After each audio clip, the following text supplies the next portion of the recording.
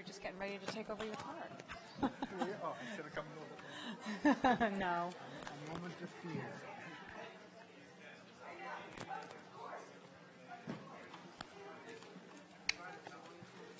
So right before I start, tell me what time officially it is.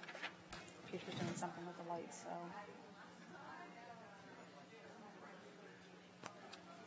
He's finding out from Stan that he cannot have his way with the lights. You guys all set? Peter, can we start?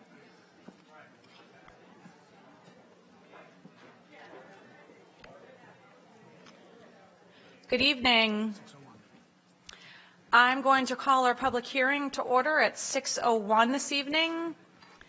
Thank you to everyone for coming out tonight to learn more about the Souhegan Cooperative School Board's FY17 proposed budget and warrant articles.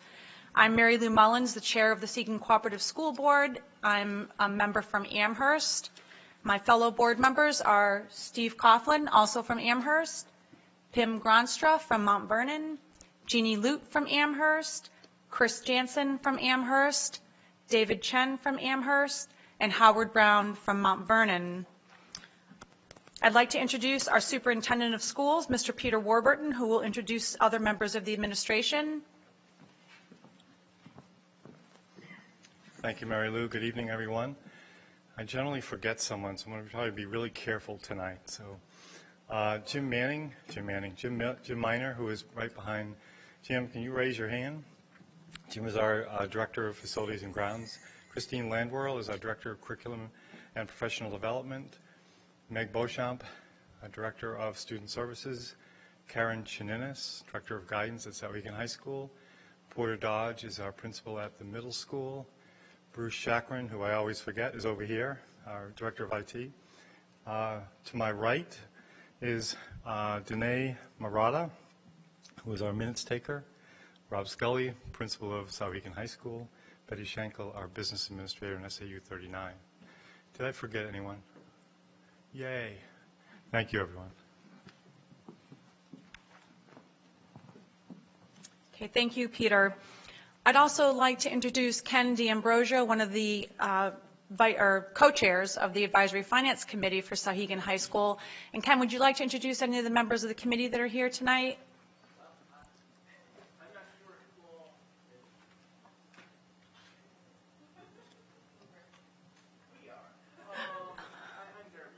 That's okay.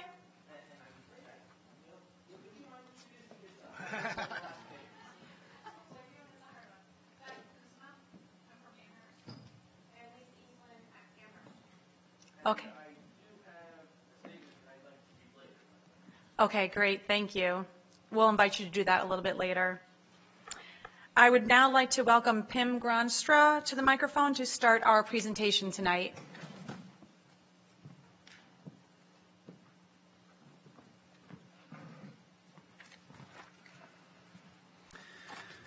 Thanks, Mary Lou. Article 2. Article 2 addresses the Souhegan budget. We are asking the taxpayers to pass a budget of $17,583,870. If the article is defeated, the default budget will be $17,160,949. I won't worry about reading all the other words on there. That's the gist of that article.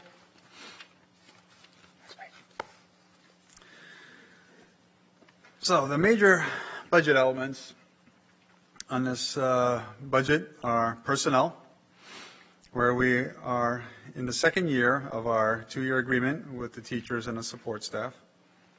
Our programs, where we provide books, supplies, and equipment. Special education, as is required per federally mandated guidelines, and operations and maintenance, which we use to ensure that our buildings and grounds do not fall into a state of disrepair. Next.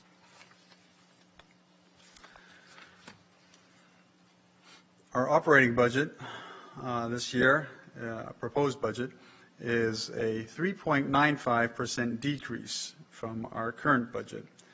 which equates to a $723,388 decrease.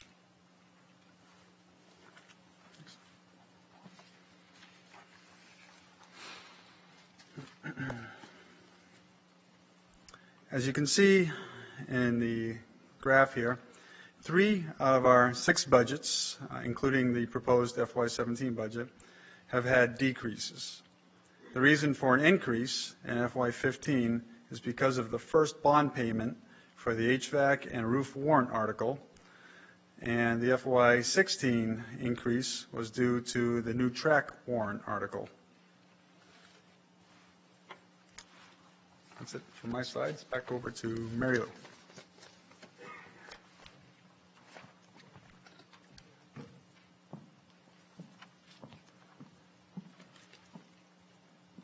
Okay, so you can see from the budget comparisons that Pim just went over that the board has made significant efforts to reduce costs over the past 5 years in particular.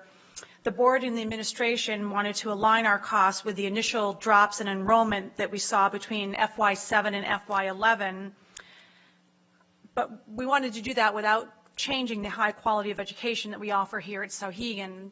So before we made any changes to our costs, we wanted to look at our core values and objectives that we did not want to give up when making reductions. You can see some of the most important ones listed here. The first one being to support personalized learning. And as part of this goal, we set targets such as keeping class sizes to approximately 20 students and maintaining a student-teacher ratio of 80:1. We also wanted to keep supports in place to maintain the goal of a 0 dropout rate, including the maintenance of an appropriate level of guidance and student services staff, employing a school resource officer, keeping our 9th and 10th grade team teaching models, as well as our advisory program. We also wanted to maintain a salary structure and STEP program that attracts the best teaching staff, encourages our staff to earn their increases by continuing their education, and one that encourages longevity for our students. We value our staff here at Souhegan, and we want them to know it. Teaching is one of the most important jobs you can do to make a difference in the world. We also want to maintain the quality of academic and co-curricular programs by continuing to offer a wide array of choices to engage as many students as possible. And lastly, it's our goal to continue to be an innovator and leader in educational practices. Some examples of how our high school accomplishes this include our collaborations with universities such as Brown and Stanford.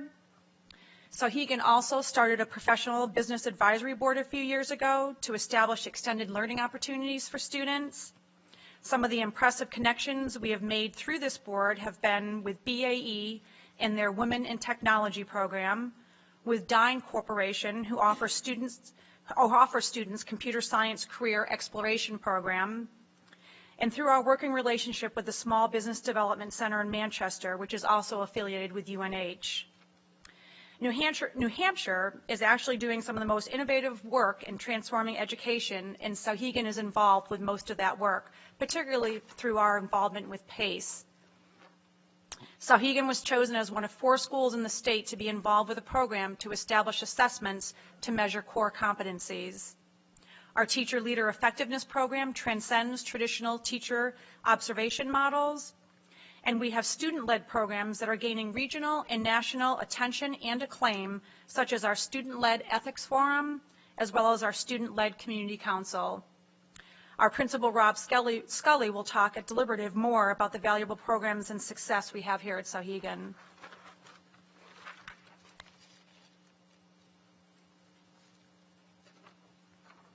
So how do we accomplish these objectives while still reducing costs? Well, it hasn't been an easy process, but we've taken many steps, and the main ones are listed on these next 2 slides, starting in FY12 when we closed one of our 2 cafeterias. In FY13, we negotiated a 2-year contract that involved very small increases for both our professional and support staff, as well as reducing health benefits. In FY14, we eliminated 10.2 positions and formed a budget study committee so that we could review our finances on a continuous basis year-round. In FY15, we eliminated an additional 3.5 positions and negotiated a contract with a 0% increase for all of our staff over the next 2 years. Also in FY15, we had substantial unanticipated, unbudgeted savings, which allowed us to return $600,000 to taxpayers. In FY16, we worked with a default budget. And in this FY17 proposed budget, the board directed the administration to develop a budget showing the impact of a 3 to 5% reduction. And as Pim said earlier, our proposed budget is coming in 3.95% below our FY16 default budget.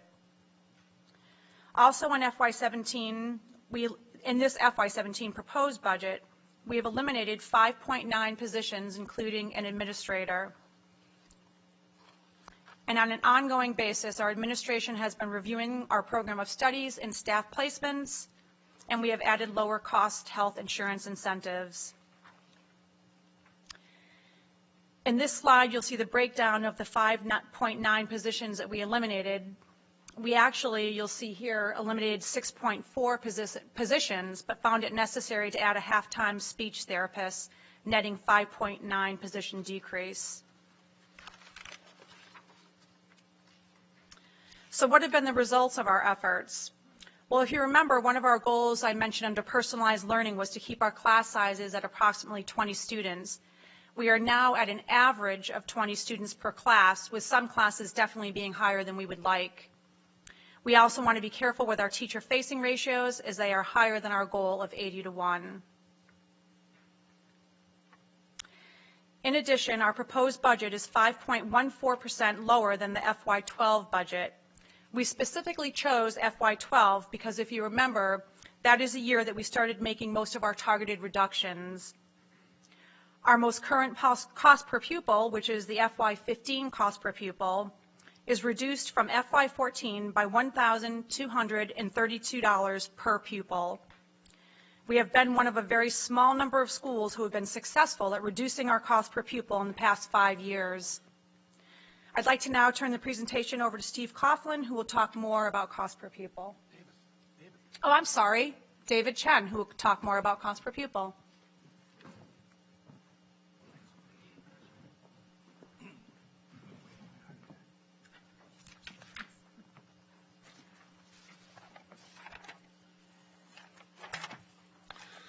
So as many of you probably know and have heard, we've been talking about cost per pupil for a long time. And the cost per pupil is actually well defined. There's a specification called the DOE 25, which is the means by which you derive cost per pupil. What it does basically, it's looking for operating costs of a particular school. It divides those schools into groups of high schools of all like grade ranges, which is one of the stipulations. That is, in this case of Souhegan, would be 9 through 12.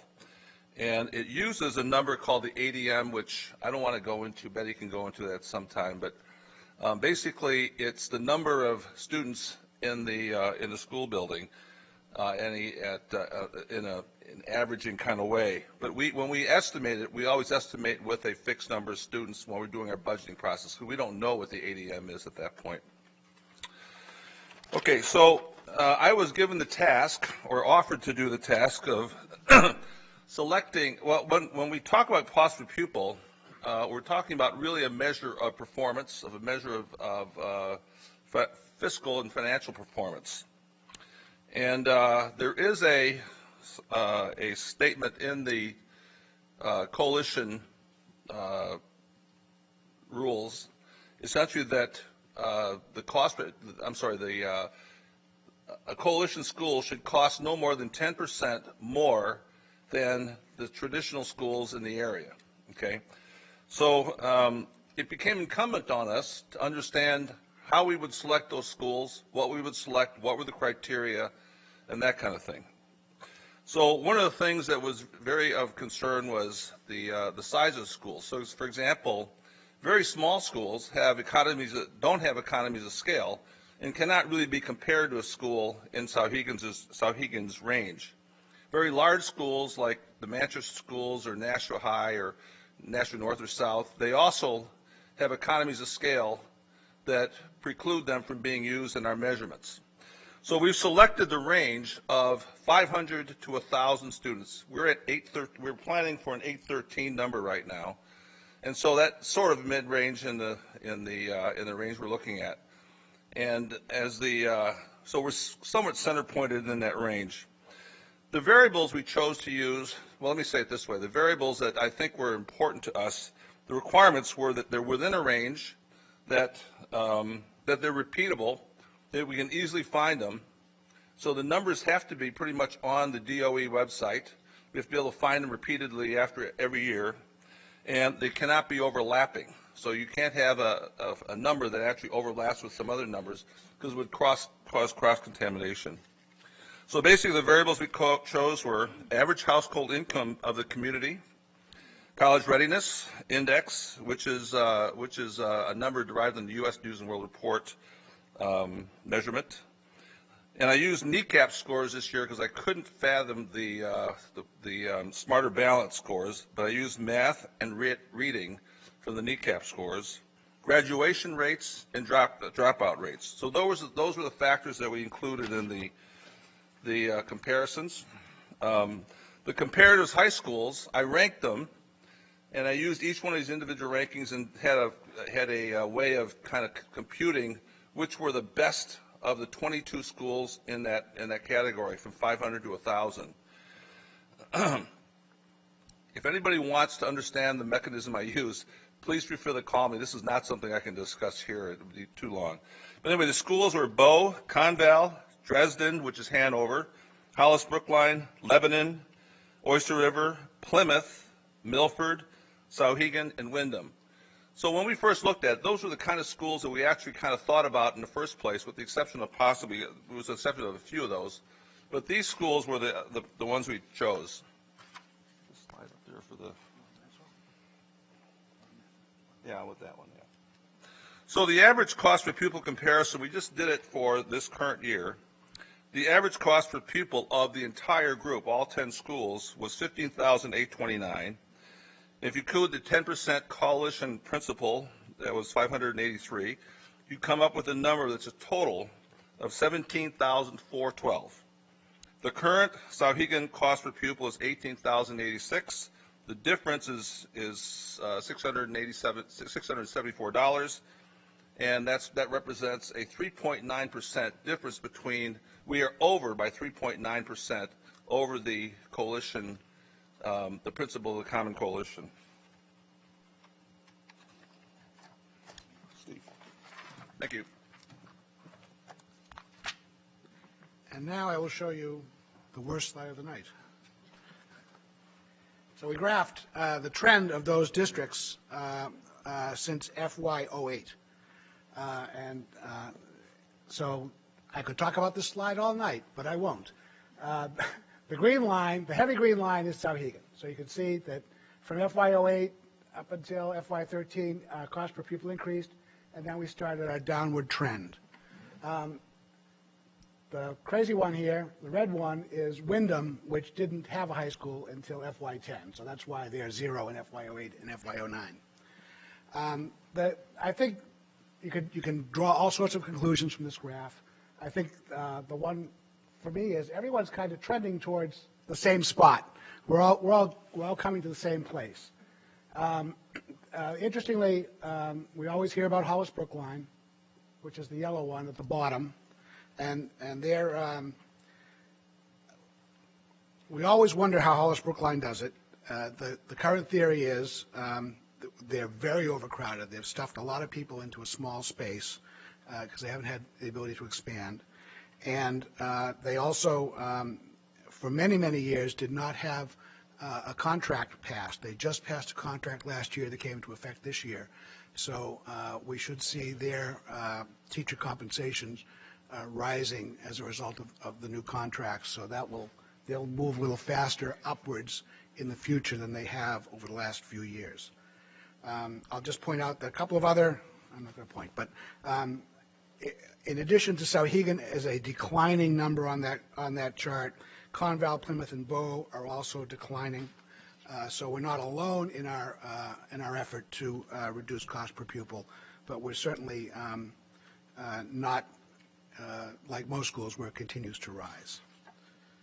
And so this shows the average cost per pupil change from FY08 to FY15 for those same schools. Wyndham is non here because they didn't exist in FY08, so we can't do that comparison equitably.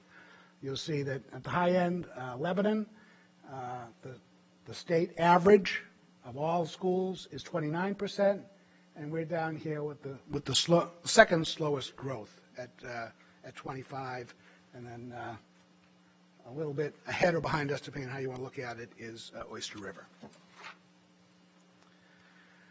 And so I would say that cost per pupil is a great metric to use in hindsight, because we can control the cost precisely through this process of setting a budget, but we can't control the per pupil part. We never know what that's going to be till after the fact.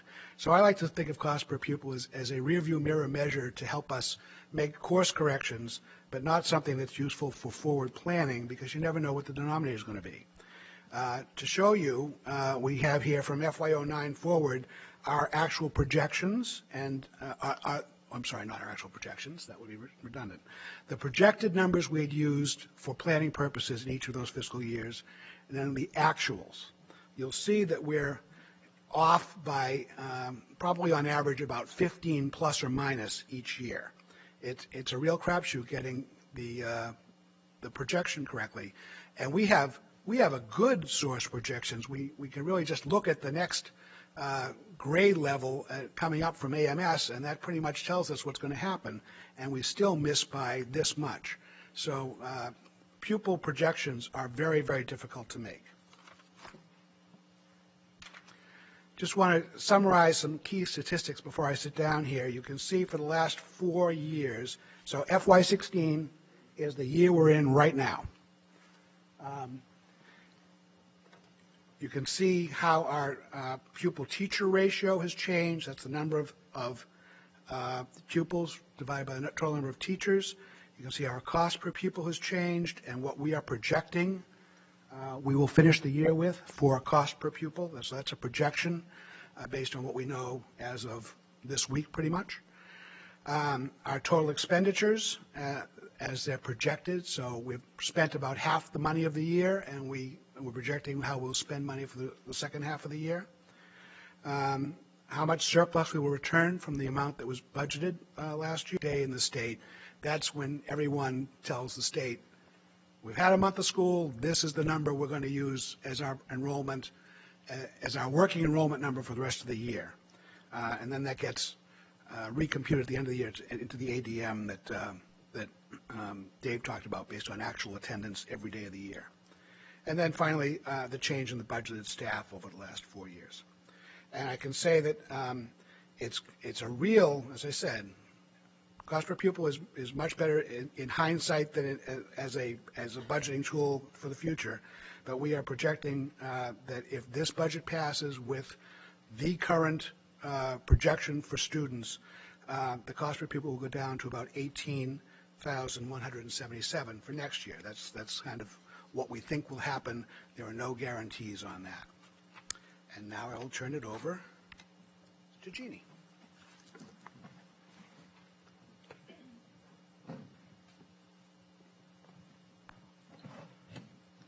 Thank you, Steve.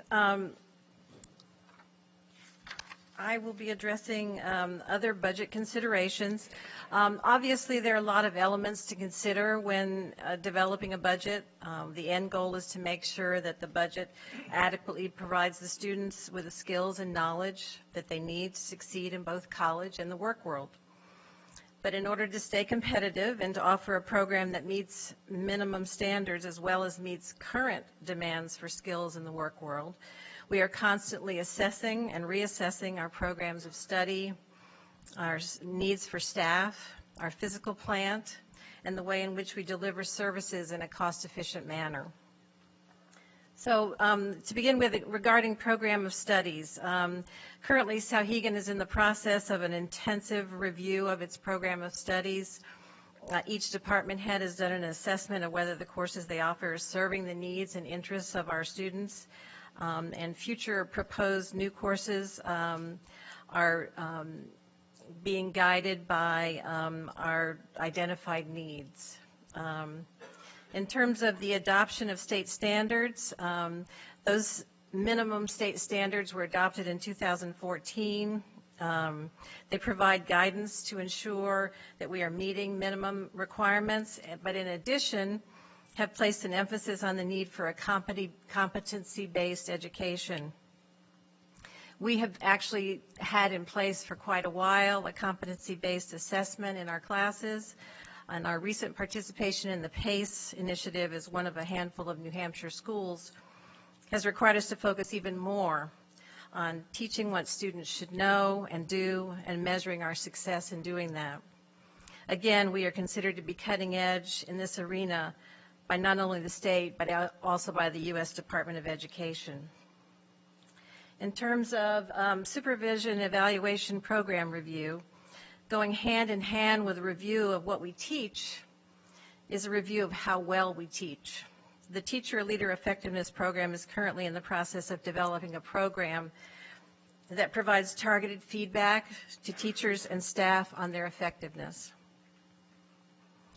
The impact of the USDA food regulations. All of these things that I'm talking about impact our budget in all kinds of ways, and we have to operate under certain regulations. Our food service director is very creative in trying to meet federal regulations by creating a network, or at least tapping into a network that provides us with high quality food at reasonable prices. And we also have to make it taste good, because otherwise nobody's going to buy it. And so it's quite a challenge, but he has been very successful, as was his predecessor. In terms of our physical plant maintenance, the last issue, Souhegan is approaching 25 years in age. With that comes additional maintenance issues as things degrade, break down, or wear out. Because both the students and the residents of our communities utilize the facility to such a high degree, the board is committed to a long-term plan of replacing and repairing as needed. Within the current budget are two projects that have been delayed, some for more than 10 years. The first is a secure storage building that will meet the storage needs of multiple departments, including athletics, theater, and wellness. And those, that first assessment of our storage need was back in 2005, and it was urgent then. The paving needs were identified in 2010 in the Gale report, and so we have delayed these projects for quite some time, and in the process, things have become more urgent and have degraded further. It is important to note that also, as far as our two buildings, we continue to repurpose and refit as educational needs shift. It is important to note that although some believe we just can shut down the annex, it is fully being utilized and will continue to be valued as a flexible space that we can adapt in the future. Next slide, please. This is a budget element that may have impact in the future, and it has to do with the SAU 39 strategic plan. Many of you are aware that this process has been in place for quite a while to really evaluate goals, strategies, and initiatives to create a vision for our future. And the plan is structured under 5 strategic pillars, and each of them has a recommendation that may, in fact, impact our budget down the road. And if you want to learn more about it, obviously there was an insert in the Citizen, and you can find more information on the website. Thank you.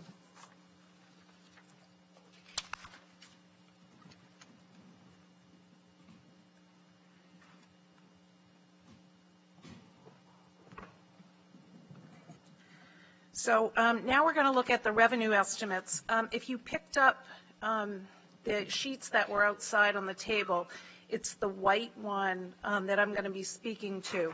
The slide is sort of a condensed version of what's on this. Lots of numbers. Feel free to take it home, but I'll try to point out the key points that we have on the slide here. So to follow this slide, look at the column labeled FY17 proposed, and the far right column, which shows the differences compared to this year's budget. So as we've said, the proposed budget is $17,583,870, which is $703,884 less than this year. As you can see, we estimate little or no change in state and federal aid. State aid is catastrophic aid for special education, and it's also child nutrition. And the federal aid includes grants, Medicaid, and some child nutrition dollars. We estimate about a $40,000 decrease in local revenue from things such as tuition, food service, student activity fees, and rentals.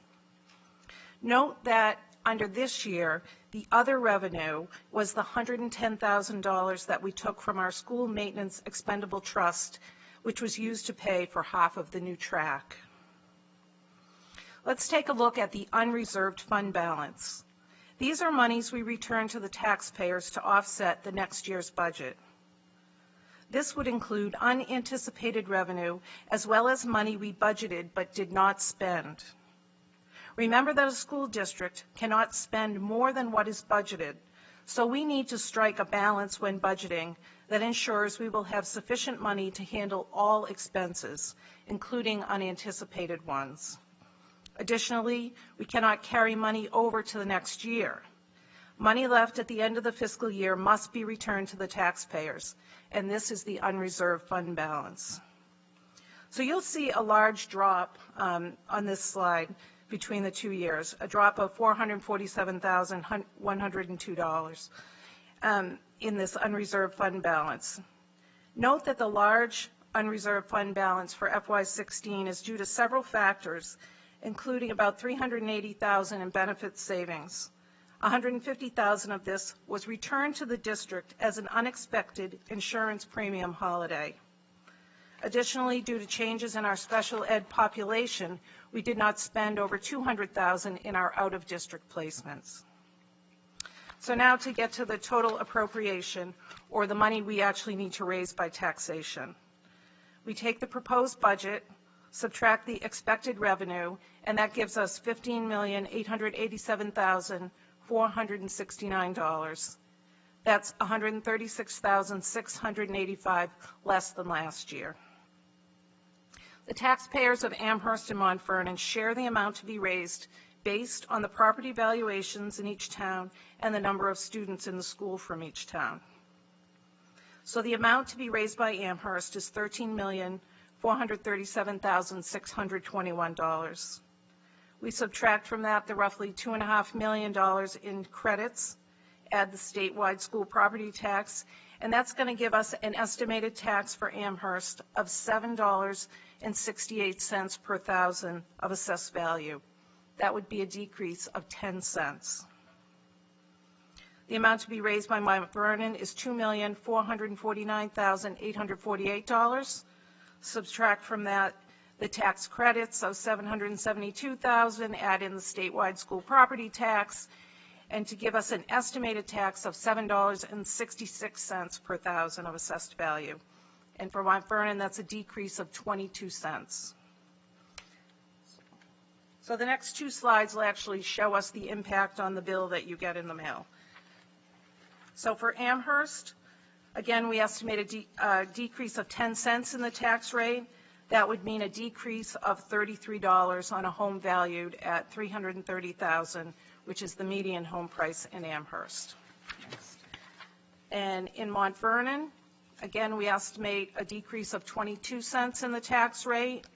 That would be a decrease of $66 on a home valued at $300,000, which is the median home price in Mount Vernon. Now I'm going to pass it to Dave Chen, who's going to talk about the default budget, which will go into effect should the proposed budget fail.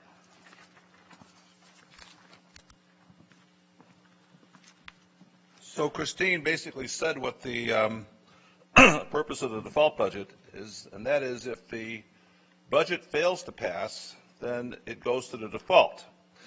So the default is created out of a specification required by the state, and you'll see some additional information about it, but it's from the operating budget authorized in the previous year, and then there are some additions and subtractions that come out of that budget, things that make that are not necessarily part of the operating budget, but things like that are obligations from prior years. In other words, if you have agreed to pay a bond issue, you can't just take that out of the budget. So there are things like that that come out of the default budget. So the default analysis, you'll see how the default budget was actually calculated. The important thing to note is that the default budget is a decrease of $422,921. That's the bottom line number. The numbers come from a number of different areas. They're all specified basically by state law and regulation. And so there really is, basically the major item in there is a $233,300, which is effectively the track that we put in last year was running. So in other words, because the track is already installed and built and whatever, it does not have to be built into the budget for next year. So it's withdrawn. It's subtracted from that number. And that's about, roughly half, a little more than half of what the default budget is. The others you could just take a look at there and see what they are. So the current budget that we're on is $18,307,258, and it breaks down to the taxes that Christine talked about for Amherst and Mount Vernon. The proposed budget this year for FY17, remember we're talking about a fiscal year that starts next fall, but goes actually through FY17 into end of June in calendar year 17. That proposed budget is $17,583,870, and the default budget, should that budget fail, will be $17,160,949, and that's again where you see the $422,921.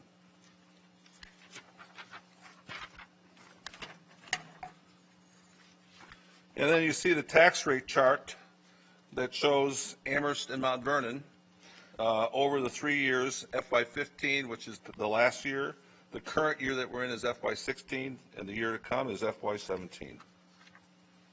Thank you. Oh, sorry. Oh, I'm sorry. I'm supposed to, you remember about the toss? Yeah, the toss. The toss is that the Advisory Finance Committee for Souhegan has an opportunity here to make comments. Dwayne, Ken? Oh, sorry. I thought you were the, okay.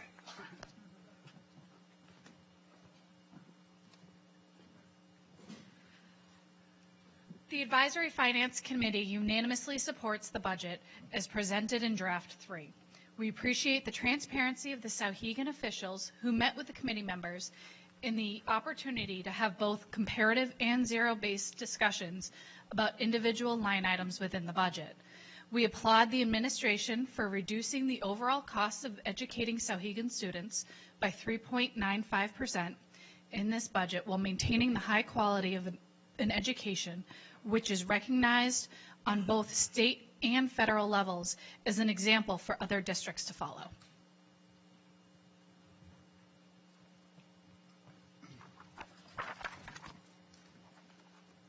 Good evening. The Souhegan Board is bringing 5 warrant articles to the deliberation, and hopefully the same 5 will appear on the official ballot. 3 have monetary impact. Article 2 is the operating budget, which is down 3.95%. Article 3 is asking to establish a recreational fund, revolving fund. This fund would allow the district to accumulate funds from year to year and help pay for maintenance of our facilities as outlined in RSA 35-B:2, number 2.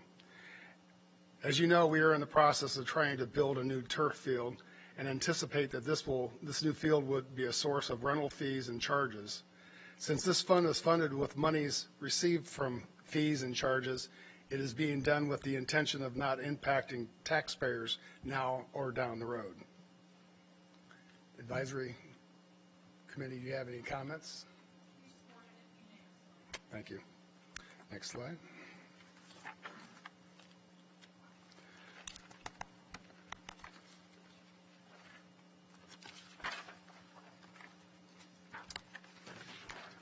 Article 4 is asking again that we allow $65,000 be appropriated from the surplus fund balance and be placed in the school maintenance fund. The Maintenance Trust Fund was established in March of 2005 to have money set aside for unexpected maintenance costs and currently has $109,000 in the account.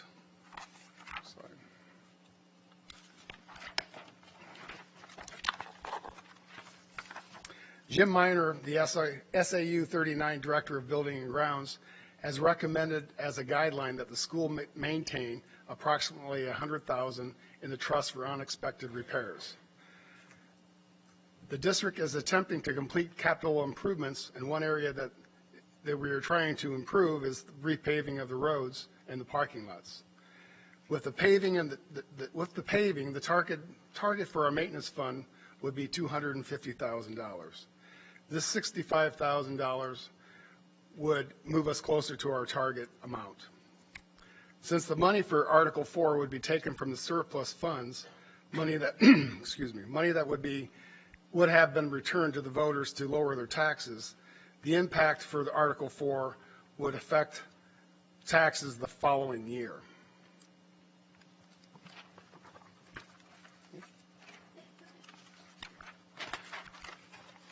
The proposed change would be Amherst at 3 cents per thousand, Mount Vernon 4 cents per thousand.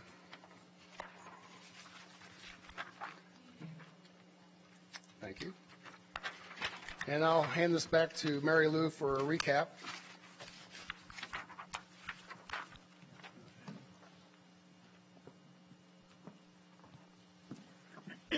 Thank you, Howard. So our last slide this evening just sums up the tax impact for both Amherst and Mount Vernon that Howard just went over. You can see our proposed budget means a reduction in Amherst taxes of $33 on a $330,000 home and a reduction of $66 in Mount Vernon on a $300,000 home. The impact of all articles passing would be a reduction of $23.10 for Amherst and a reduction of $54 for Mount Vernon. I would like to now ask if there are any members of the public who would like to speak before we close our public hearing. Would you come to the microphone?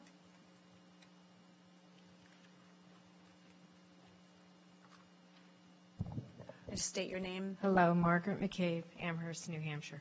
I'd appreciate if we could put the slide up with the budget summary. Is that possible? Which slide is that? Because I'd like to comment on the budget. The column where it has the actuals, the one that we have the handout of. Do you have that as the slide? The one we have. We don't have the handout. You don't have a slide. Okay. Then if everybody could look at their color paper. Blue paper. If you can look at your blue paper. I first would like to say I appreciate the board asking administration to look for savings because, as you know, I've come to the meetings and I'm concerned about cost per pupil. I'm concerned about declining enrollments. I'm concerned about unfunded liabilities, which I've made the board aware at meetings. My particular concern about the budget is that the FY15 actual of 17.4 was based on a budget of 18.1, and you came in almost 700,000 or 750,000 under. You're giving us back 600. I appreciate that. But to me, that means you over budgeted. And I understand you've intentionally over budgeted because you can't have deficit spending. But it would be nice if it were segregated out of all the lines and into a contingency line so that it could be tracked by both the board and the public. The second thing is you then created the FY16 budget, which you always do comparison budget to budget, and you did it from an 18.1 budget to an 18.3 default budget. So it, to me, implies that there could be extra money in the FY16 budget, and it's your discretion if we get it back. And that's why I'm concerned about over budgeting, because you have a bottom line budget, you can spend it, we have no control over, we get the money back. The one positive thing that I saw tonight, which I really appreciate, Betty, is that you gave us an estimate of cost per pupil based on the budget. We have never seen that before. And I think we need to manage cost per pupil going forward, because our enrollment projections, based on numbers that Betty had given to me, from FY18 to FY21 are going to decrease with our rolling enrollments by 20%. So we need to be proactive and manage cost per pupil.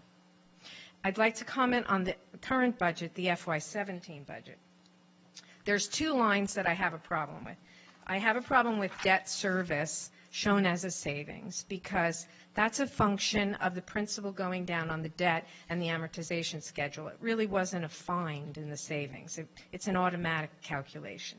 The other one I have a problem with is the fund transfer, which are showing a savings of $65,000. Because if we pass the warrant article that you're showing us for school maintenance, that will get rolled back into the budget and will not be a savings.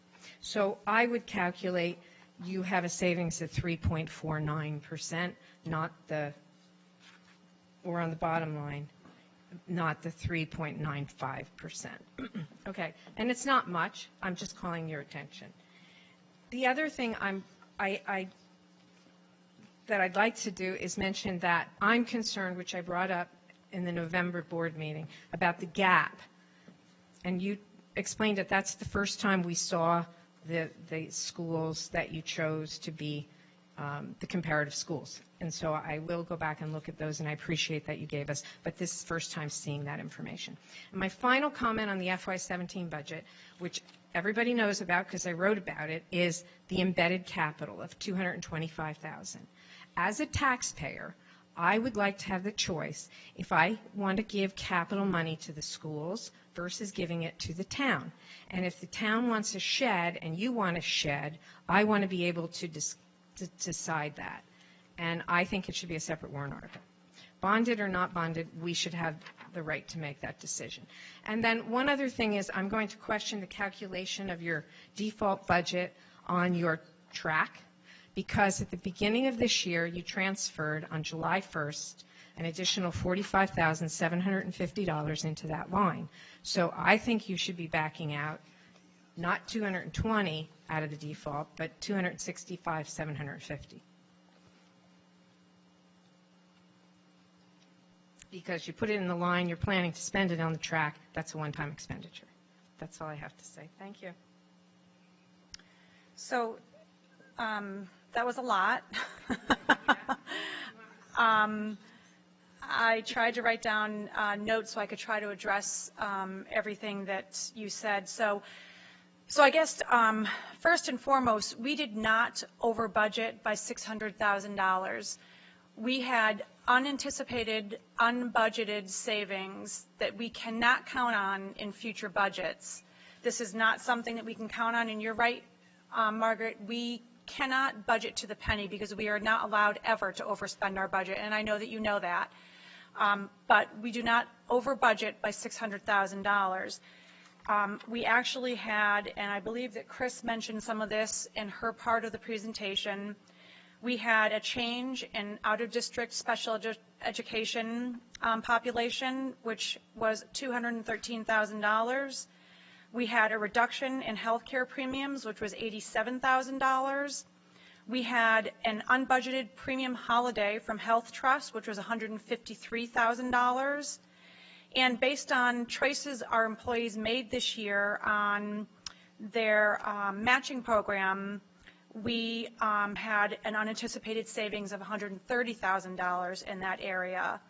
And so this was not over budgeting. This was unanticipated, as I said, and unbudgeted savings. Our cost per pupil, we're aware, as much as everyone else is, what our future enrollments are projected to be. We have looked at and studied our cost per pupil. We feel we are prepared if there is a significant drop, which right now, the year after next, we are anticipating a significant drop in enrollment. We are aware and we are planning and feel prepared for that. Debt service, we don't ever call debt service savings. We always call it a decrease in the budget. And as far as the $225,000 for our storage and our paving, that is in the budget, and I know at deliberative you'll have a chance, to make recommendations, but right now the board has chosen to keep that in our proposed budget. I don't know if I missed anything or if anybody has anything else to add. Betty? Okay. Okay, sure. Yep. Thank you. So, yes. I just do want to make note that there is a committee in the town of Amherst, the Capital Improvement Committee, and they take all of the capital improvements that are recommended by each one of the municipal units, the Souhegan School Board, the Amherst School Board, and the town of Amherst. And then they, as a committee, and I think there's about, 15 people on that committee. As a committee, they look at each large expenditure, most of them much larger than the amount of money that we have for our paving. And certainly the storage is actually, the cutoff is $75,000, so that is not something that we would take to the Capital Improvement Committee because it's not a large enough amount. So the Capital Improvement Committee goes over all of those items that each municipal unit is looking, large amounts of money, and it operates as sort of a broker to determine, okay, we want to make sure that we're not asking the taxpayers for an amount of money that will cause huge erratic amounts in the tax rate. And so they recommended that this board actually put in $200,000 this year, $200,000 next year, and $200,000 in the following year for paving. So that came as a recommendation from that Capital Improvement Committee. And the reason that we're only putting $150,000 in is because we actually think now, this was done last spring, the recommendation, and we feel now at this point that there's a good chance that we can actually spend less than that on paving, given the cost of petroleum today. So that was that point, where that came from. The other item, the track, you had mentioned, Margaret, that we moved an additional amount in for drainage for the track into that budget. And we did do that in our adjusted budget. But by law, what we show you as a comparison, and we always say, we don't call the 3.95% savings, as you'll notice at the top. It's either an increase or a decrease. We're not saying we're saving something.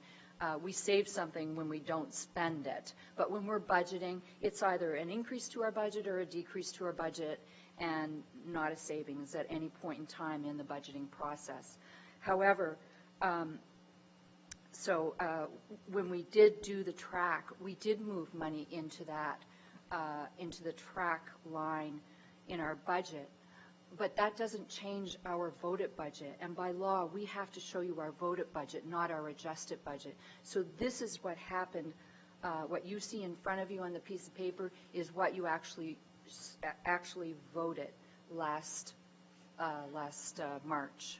So that's why that is only the amount that the track was actually budgeted for. Thank you, Betty. Hi, Lisa Eastland, Amherst. I think you might have just answered my question.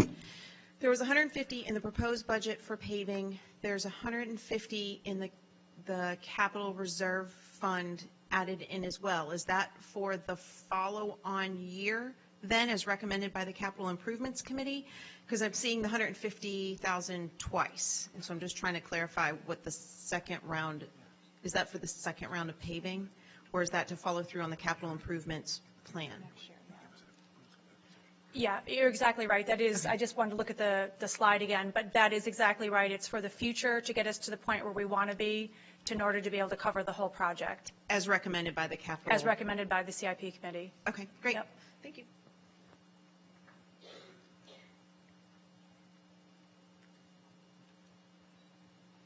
Hi, I'm Dan Sullivan, Amherst, New Hampshire as well. This is my first time coming to one of these meetings, so I was Welcome. writing down some notes as I thank you. I have 3 children in the school district, so 2 in the grammar school and 1 in the middle school. And I just wanted to go over some numbers that I was just quickly writing down here. The number that I got from what you showed there, correct me if I'm wrong, gets to an average faculty salary of $46,800? Because you showed something about Where are you? So we're just. on one of the slides you had a total faculty budget. If you go back a couple slides.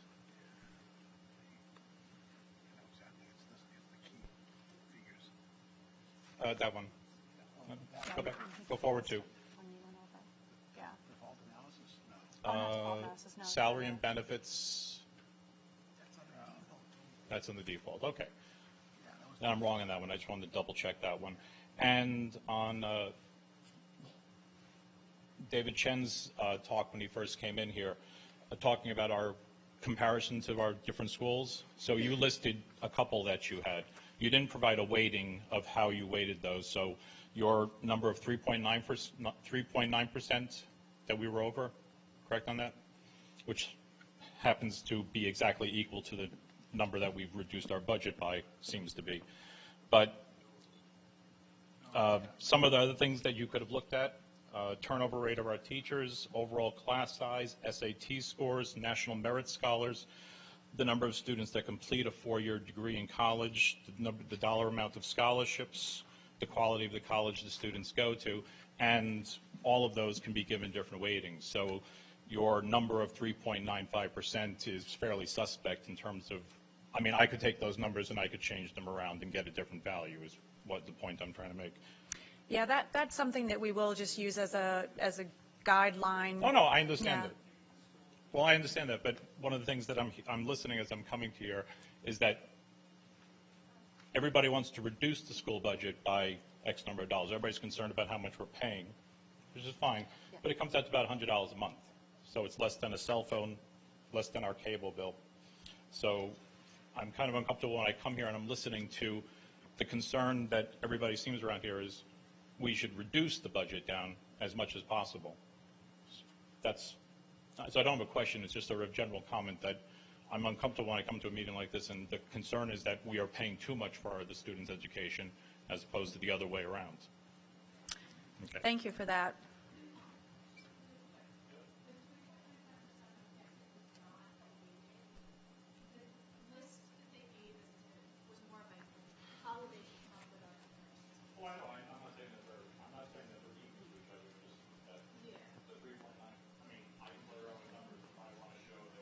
Yeah. Everyone can't hear if you don't use the microphone. Mr. Sullivan? That's okay. Can I address that? But thank you for your comments. The 3.9% has nothing to do with the 3.95% that the budget went down. They were independently calculated. So they're not related at all. I'm not sure why you think they were related. And the variables that we chose were all things that are available on the state website. Some of the numbers you have, like the National Merit Scholars for other schools, are not necessarily on, they're maybe on some profile for these competitive schools, but they're not readily available on the state website. But there are a lot of different formulas you could use, and we agree. It's just purely a guideline that we looked at this year And, David did his best to attempt to pick schools that were similar. And I know we have someone else at the microphone, and we're running out of time. Yeah, we're running out of time because the Amherst School District is presenting right after us. Okay. So, Addie, that's okay. Addie, go ahead. Addie Hutchison, Amherst. I have a question about Article 3. The money received from fees and charges for recreation services and facilities. What does that mean? Is that like the amount of money each child pays in order to play sports and stuff? No, it's do you want to go ahead, Dave? Yeah, that money, sorry, in order, I think everybody knows we received a generous offer.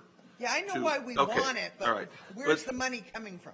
Okay, the money is coming from fees that the town is collecting for recreation, for use of our fields that the school district has. So like when they have a tournament, the money that we make Well, off of the even every day they tournament practice there, they're paying for usage. Okay, but it's not the individual student fees No, it's that not. they're paying. No. It's not Souhegan user fees. No. Thank you, Addie. I'll be brief. Frank Brown, Amherst. I want to correct something that I'm behind some of the numbers that maybe people saw in an insert that was in the citizen cabinet last week, and where we projected a cost per pupil for this year and for next year of somewhere in the neighborhood of $19,000. And that was incorrect. And there were two reasons for that. The first was that there was this capital number, this $220,000. That is not an item that should be included in cost per pupil.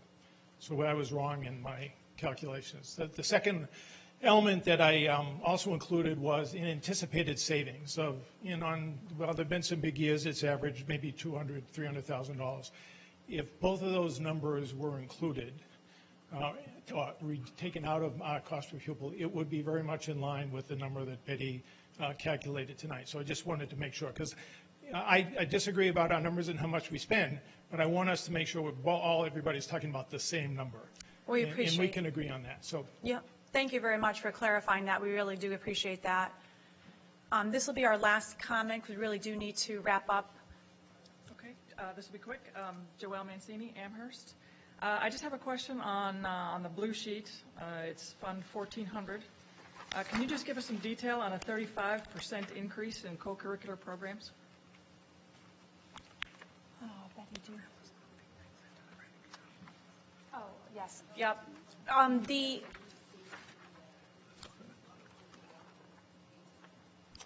Yes. So the NHIAA, I don't know if you're familiar with that organization, but they basically oversee high school sports, and they incorporated a new rule for new helmets and pads. So we have to follow that ruling, and so the increase was both new helmets and pads. The other part of that is the athletic director's salary was previously in the administrative part of the budget, and we moved it, regular ed part of the budget, and we moved it to the athletic part of the budget just to make our accounting more in line with, how the expenses are really expended. So rather than being in the regular education part of the budget, the athletic director's salary was moved into the athletic part, and again, with the pads and helmets, that's where you see the 35% increase. Can you break out how much was pads and helmets?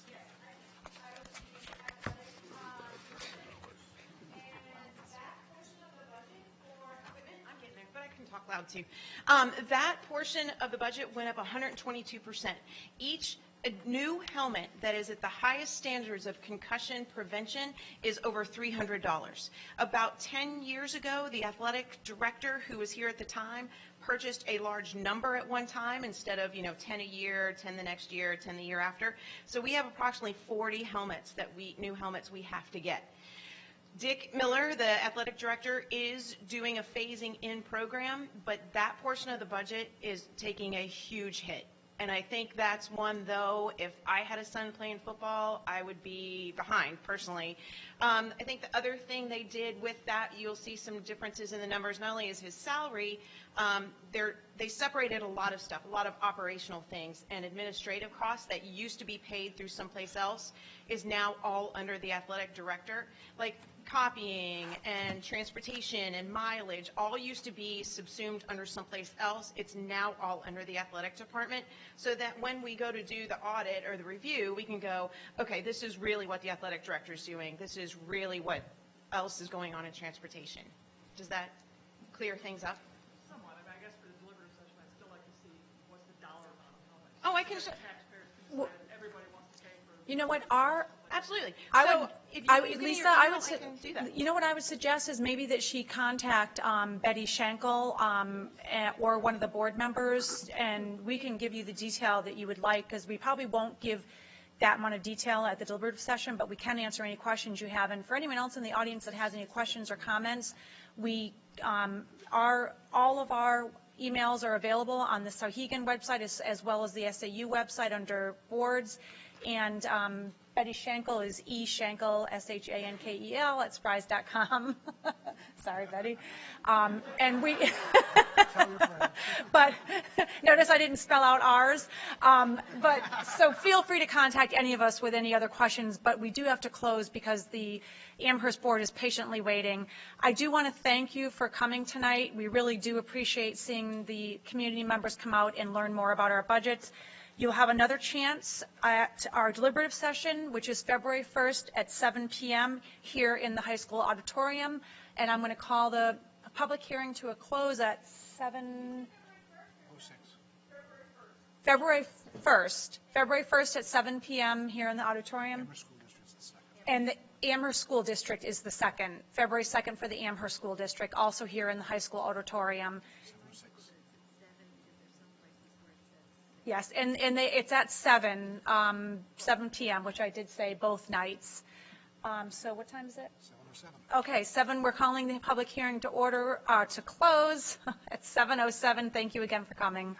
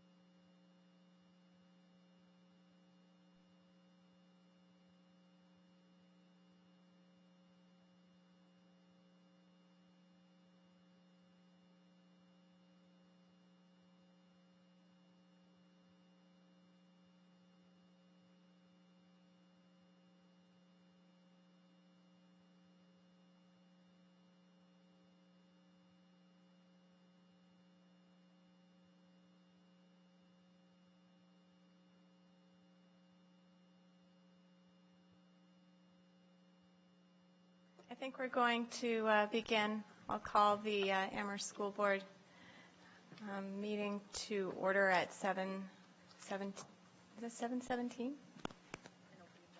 Opening, yeah, public hearing, sorry. Not board.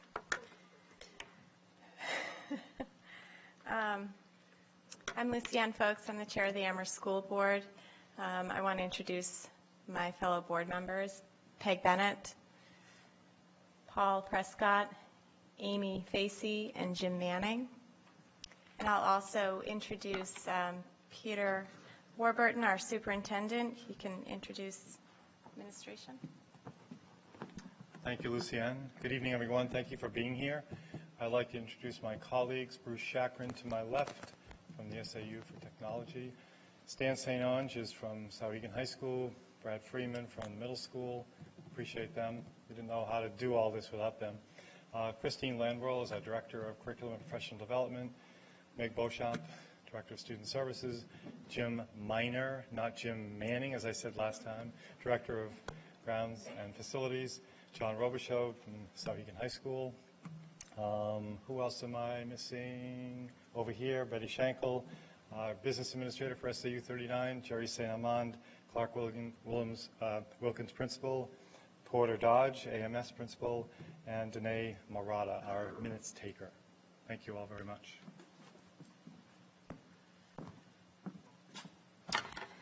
I also want to introduce our Ways and Means Chair, Stephanie Grun. Did you want to introduce your committee members, Stephanie? Yeah, sure.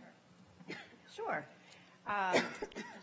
Most of us are here tonight. So first we have Donnie Hodgkins and Colleen Lynch, Jean Kazuski, Frank Brown is here, and John Glover was not able to make it tonight. Thank you.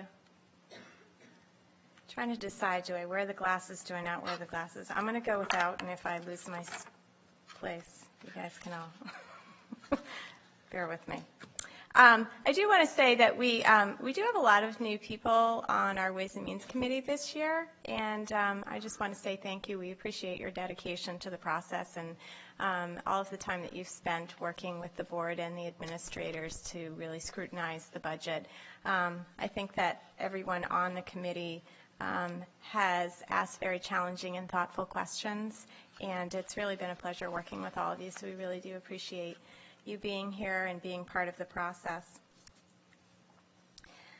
Last year, our operating budget was voted down, and our proposal for additional spending to fund all-day kindergarten was defeated. I have to put these here. They're going to drive me crazy. Sorry. We heard from our taxpayers that we needed to reduce costs while continuing to improve the quality of experience and performance of our students. We're here to present to you tonight an operating budget that is 0.56% less than the default budget of FY16. Our work has continued to focus on balancing our fiduciary and educational and academic responsibilities.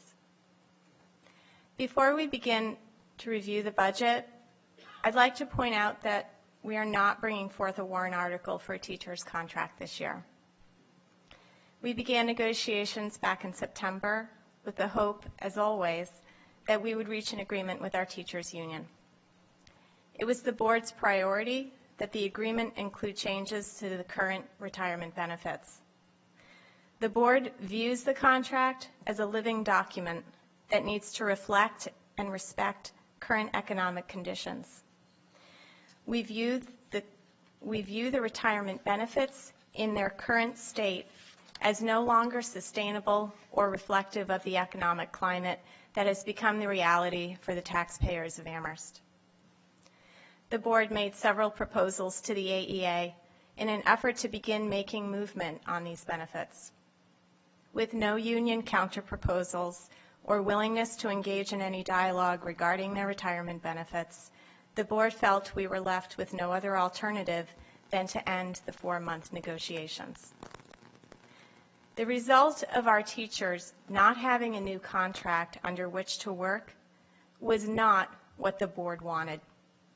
We value and support our teachers and the work that they do. Unfortunately, we could not honor our fiduciary responsibilities with a contract that did not address these high-cost retirement benefits.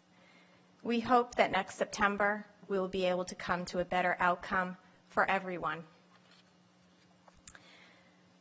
A point of success that we want to celebrate with our citizens is the adoption of the National Junior Honor Society at Amherst Middle School. This is the result of years of discussion and evaluation of how we can recognize student academic achievement. It was a board priority that we have something in place that responsibly recognizes student success. With the support and leadership of AMS Principal Porter Dodge and AMS Guidance Counselor Maggie Kim, along with the contribution of several of our teachers, we have incorporated the National Junior Honor Society.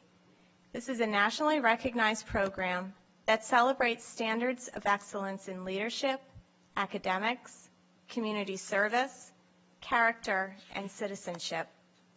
We are tremendously proud of our middle school and congratulate all who have worked so hard to bring this to our community.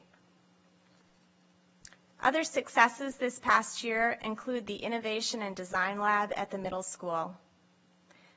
Along with ongoing collaboration with the Amherst Rec Department, we will be bringing a community maker space to the Amherst Middle School, representing our continued movement toward the adoption of the SAU strategic goal of Connect, which addresses engaging our citizenry in supporting education, and the Advance goal, which focuses on preparing our students to compete and thrive in a continuously changing, technologically connected global marketplace.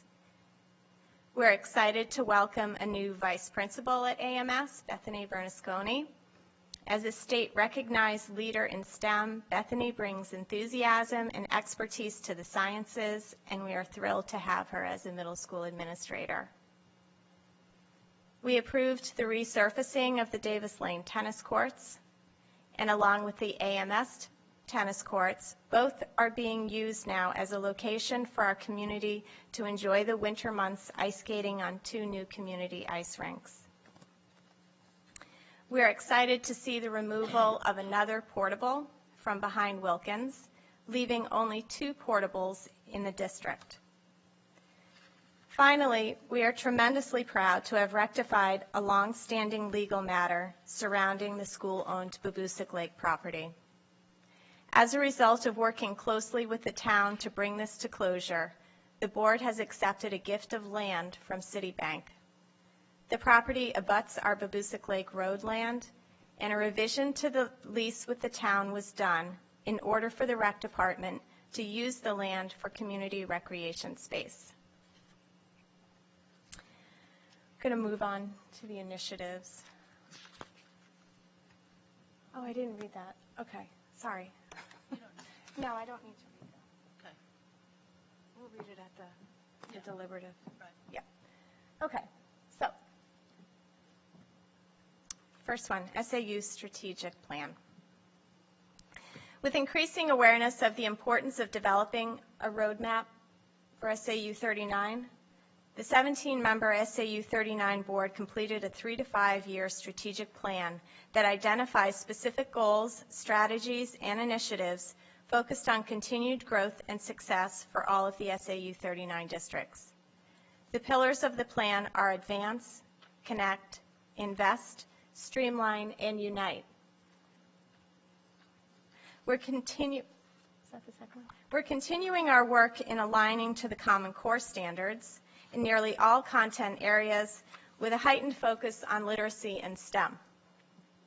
During the Summer Literacy Institute, our teachers developed our new literacy units. We have included the purchasing of new text to support textual complexity and increase our nonfiction text in order to align with Common Core standards. With our middle school teachers, we have begun exploring the new generation science standards, which focus on critical thinking and inquiry-based problem solving. These new science standards focus strongly on engineering practices and integrating engineering and science. This past spring, for the first time, our students participated in the Smarter Balance assessment for the Common Core standards.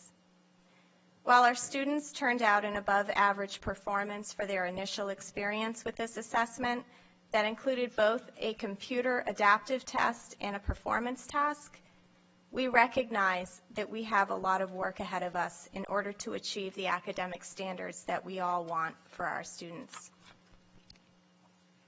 In addition to our Smarter Balance assessment, the board made the decision to do a focused analysis of our Math in Focus curriculum, which was implemented 3 years ago.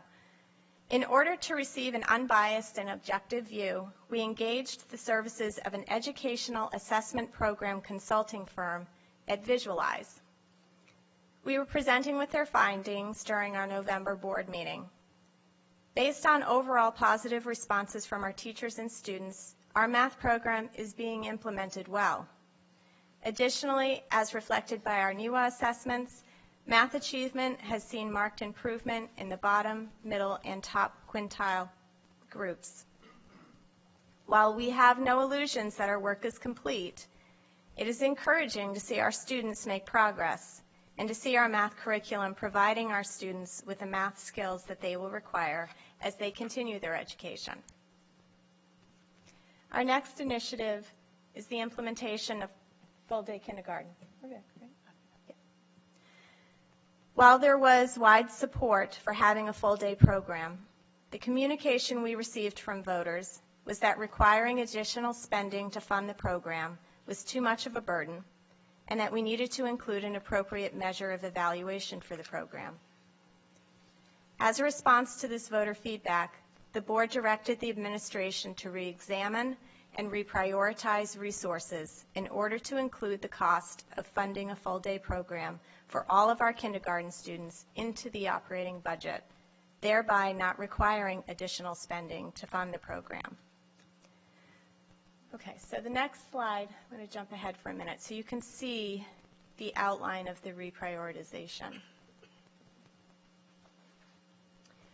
So, okay. Ways and Means asked yesterday if these cuts were only temporary. It's a good question. While special ed needs, which are largely the paraprofessionals there, special ed needs are variable and they're dependent upon the student population from year to year. The literacy coach and interventionist positions were never established as permanent positions. They were intended to be phased out, and we do not view these positions as reappearing. With enrollment numbers down, we can afford to function without these. Oh, I made a mistake. With enrollment down, we can afford to function without the health. Is there a health one up there? Yes. Sorry, it's hard to see from this angle. Yep. A tremendous amount of work was done to reallocate resources, and now a full-day kindergarten program can be offered while still presenting a 0.56 decrease from the FY16 default budget and have included multiple points of data collection and evaluation of performance. As part of the SAU 39 strategic plan, voted on and unanimously passed by the 17-member SAU 39 board, a full-day kindergarten program was recognized as a necessary element for achieving student success. Since the spring of 2015, the board and administration have been examining and studying the full-day kindergarten model and curriculum and evaluating the benefits and costs of implementing such a program in Amherst. By removing the need for additional staffing and spending, full-day kindergarten became solely a curriculum decision. As the board is elected to approve curriculum and programming for our schools per RSA 189:1-A, which states that it is the elected school board that is responsible for establishing the structure, accountability, advocacy, and delivery of instruction in each school operated and governed in its district. There was a unanimous vote during our October meeting to approve a full-day program for all incoming kindergarten students. Our research continued beyond the vote as further demonstration of our deep commitment to early childhood education. We invited Spark New Hampshire to our November board meeting to discuss the necessity of early childhood education. We deepened our understanding of building the brain's architecture and the role that innovative early childhood intervention plays in establishing strong foundations for our children's lifelong learning. We will now be joining approximately 104 other New Hampshire districts in offering a full-day program, and will be aligned with Vernon, who expanded their half-day to a full-day program last year. Our kindergarten will also be aligned with the full-day Common Core standards to which we are obligated to meet. We have a responsibility to our students to provide an appropriate and equitable education within a model that allows for success and achievement. By providing 990 instructional hours rather than the current 440 hours, we know that we have exercised our due diligence and will be meeting that responsibility. Our fourth initiative involves our further exploration and implementation of STEM-based programming. We're very excited this year to have been able to renovate our industrial arts program into a STEM innovation lab at Amherst Middle School. Now, all of our middle school students rotate through an applied program in STEM with experiential learning in topics including circuitry, physics. At the Wilkins School, our second, third, and fourth graders are learning and experiencing programming through their computer science rotation. Finally, we have an ongoing implementation of our teacher and leader effectiveness system. The implementation of this tool, known as Thoughtful Classroom, utilizes what are believed to be universal elements of quality teaching that can be applied at any grade level and within any subject. We have budgeted this year for purchasing software that will allow us to implement the Thoughtful Classroom teacher observation tool, as well as to purchase an online subscription to Tripod. Tripod is an online student survey that will provide students an opportunity to give feedback to their teachers. The system ensures that student responses will be anonymous, and the tool allows for deep teacher reflection and alignment to professional development goals. We are proud of implementing a program that provides us with a system of accountability within the framework of providing our teachers with the support that encourages best practices. Okay, now we're on facility. Okay. So we have quite a few items on our facility and maintenance initiatives. Operating under a default budget this past year, many facility and maintenance issues fell out of the budget and had to be put on the back burner. This year, the items you see on this list emphasize health and wellness, safety, and ADA compliance. We've done a really good job of keeping our buildings in good condition since the 2008 renovation bond, and we want to maintain a preventative approach with ongoing maintenance and upkeep so we don't have a situation that involves taking out a bond to address issues. So now if you will refer to the handout that you have in your packet, the budget summary. So if you look up there, you'll see that there is a 1.03% increase in regular ed programs. That's to accommodate kindergarten. Although there is a 1% increase there, we have made reductions in other areas to offset this increase. The 11.17% decrease in special ed programs is reflective of a decrease in special ed services and personnel. The co-curricular programs, these were first introduced in the 2015 budget with surplus funds. When we went to a default budget this past year, funding for these programs fell out. This is an initiative that the board made a commitment to in 2014. These programs provide our students with areas of leadership, athletics, STEM, among many others, and provide opportunities for success and enrichment outside of the classroom.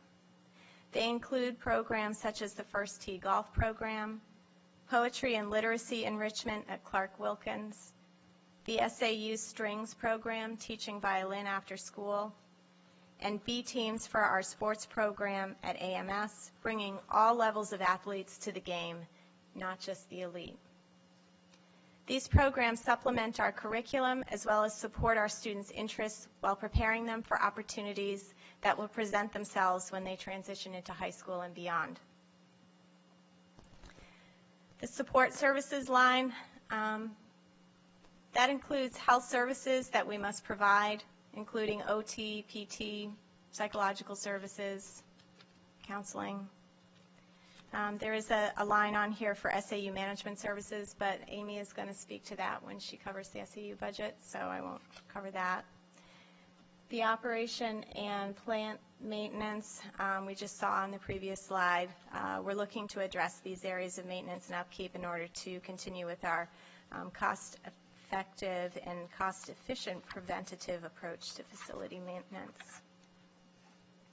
The next, yeah, there it is, thanks. Transportation, we're seeing a decrease in this line due to savings in fuel costs. There is an increase in technology due to the fact that when we went to the default budget, our new equipment fell out of the budget, and we need to do some catch-up in replacing antiquated equipment. The site and building improvement includes a $10,000 design cost for the front of the Amherst Middle School. If you remember, last year we told you that we had removed the portable classrooms from the front of the building, and so what we would like to do is create a thoughtful design for the school's entrance. So there you have it. Our operating expenses are down 0.53%. Our food service revenue is down 5.92%. Our federal grants revenue is up 6.29%, totaling a proposed budget of 0.56% less than the current default budget. Thank you for bearing with me. That was really long. I felt like it was long. So next, we're going to have Amy Facey come up and speak to enrollments and staffing.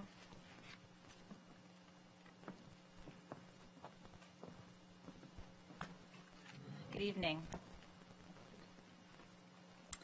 So this slide speaks to balancing staffing and enrollments. In response to declining enrollment, the Amherst School District has been making staffing reduction decisions for the past 8 years. In FY13, we made a large reduction in our professional and support staff with a decrease in 9 professional staff and 5.1 support staff. Since FY14, we have been working diligently to balance staffing decisions with enrollment projections and student need in Clark Wilkins and the Amherst Middle School. While the total number of students has declined, the needs of our students have changed. In response, we have made adjustments to staff to appropriately address those needs. For example, we have been able to reduce professional staff in some areas, but needed to increase support staff in others. It should be noted that in FY17, with the implementation of full-day kindergarten, there will be no corresponding increase in the number of staff for the district. We were able to make staffing shifts between the Clark, Wilkins, and AMS school to accommodate the needs of full-day kindergarten while maintaining current staffing levels for the district as a whole. So this slide speaks to class size and student load. So following FY13, we made the decision to change our average class size parameters. We moved from an average class size of 20 students per class to 22 students per class in grades 2 through 8, and from 18 students to 20 students in grades K1. For FY17, we project that the average class sizes will be maintained at the current average parameters. This average is not expected to occur in every class, but serves as a guideline for maintaining a viable class size. It is important to also note that we are above the state average class size in all grades. This next slide is a visual representation of the enrollment and staffing trends since 2007. The blue bars represent students and the purple line teachers. As you can see, from 2007 to 2014, staff was steadily reduced in response to declining enrollment. Following 2014, staffing levels have remained relatively constant. In addition to classroom size, another measure of resource allocation and teacher load is the pupil-teacher ratio. This ratio is often used as a broad indicator of the overall quality of a school district. The pupil-teacher ratio for the Amherst School District is 13.1 to 1. The state average is 12 to 1. And out of the 160 districts in the state of New Hampshire, there are only 13 other districts with a higher pupil-teacher ratio. As demonstrated by these two metrics, pupil-teacher ratio and average classroom size, staffing levels are on average lower than other districts in the state. We believe that our staffing levels are appropriate at this point, but it's important to recognize that we need to maintain a balanced approach in response to declining enrollment. Keeping in mind our responsibility to the taxpayers of Amherst, we must also be sensitive to and focused on the high academic standards that we expect for our students. Next slide. Okay, you can just go to the next one. So I'm going to speak to the SAU apportionment formula, so I'll just read this. So state law requires that the total number of the SAU budget will be apportioned among the Amherst School District, Mount Vernon School District, and Souhegan School District, and this is based on the attendance of the previous school year and equalized valuation of each district. So this simply explains how we arrive at each district's contribution to the SAU budget. It's a formula using these two indicators. Okay, next. Yeah. Okay, so this speaks to budget indicators, budget drivers, and some of the functions performed by the SAU. So our SAU is organized differently than other SAUs that have multiple districts. Other SAUs have staff throughout their districts at individual schools performing the same function. Our design allows for one person at the SAU to direct activities in all areas of need, including buildings and maintenance, food service, and technology.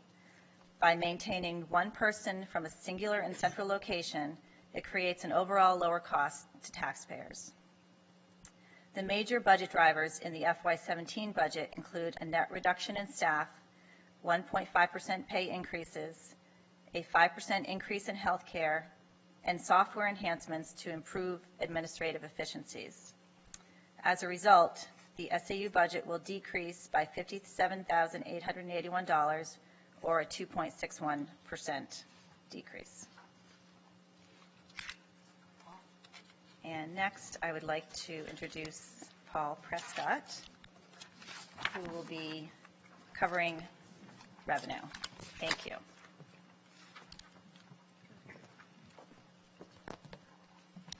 Good evening. So I want to talk to you today about the revenue. Now, in your packet or on the handouts, there's a white sheet that you have that lists all sorts of numbers which I'm going to summarize for you now.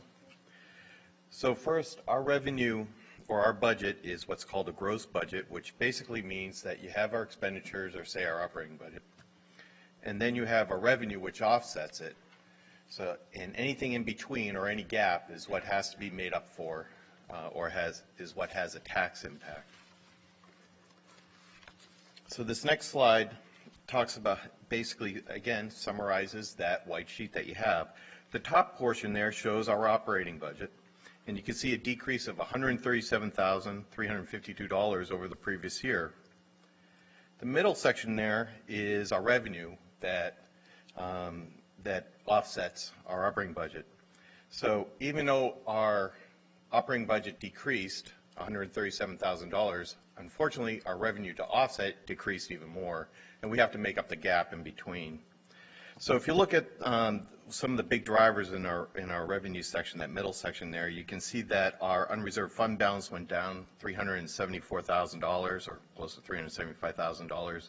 And this is mainly due to tuition from Mount Vernon, as well as a return of surplus from the health trust. Neither one, so we expect next year, or the FY17 budget, that we're estimating around 608,000, whereas before we ended up with 982,000, and that's what our decrease of revenue of 375,000 comes from. Also, we have local revenues of 137,328 less than previous years. The local revenues is student activity rentals as well as food service. So our expectation is that we're not going to have as much revenue next year as we had last year. If you move further down, you have our adequacy aid. That's the amount the state provides to educate our students. As you can see, that decreases as well. And then we have our state property taxes, the amount the state collects for the state property tax, and we expect that to go up, which unfortunately negatively impacts our taxes. This next slide is something that I really appreciate. Betty put this together for us this year, and thank you again, Betty, for this. I love this slide. Basically what it does is it takes our operating budget and our various revenues and breaks it down through the lens of tax impact for each. So you can see our operating budgets, which is down 137,352 again. If that was the only thing on here on this budget, you would have a decrease of 9 cents per thousand. The unreserved fund balance, unfortunately, raises us 24 cents per thousand because we're getting less revenue to offset our budget. Our federal grants, we dropped a penny there. And then local revenues, which is down 137,000, is plus 8 cents per thousand. Adequacy aid adds another 3 cents per thousand. State property tax adds another penny per thousand. Yep, thank you. So to summarize this, if you get into our estimated tax summary, our FY16 budget was $12.02 per thousand, and our estimated FY17 tax rate is going to be $12.28 per thousand, or an increase of 26 cents per thousand. For an average home or a home of $330,000, this totals out to be about $385.80. So the tax rate increase is due to reductions in the revenues, not an increase in the budget. As a matter of fact, the budget, as I said, the budget, as we said tonight, the budget has gone down 137,000. It's that our revenue to offset it has gone down even more. If revenues had remained the same to the prior year, the budget reduction would have been 9 cents per thousand in our tax rate. That's it. Thank you. Who's next? And Jim Manning's going to talk about the default budget.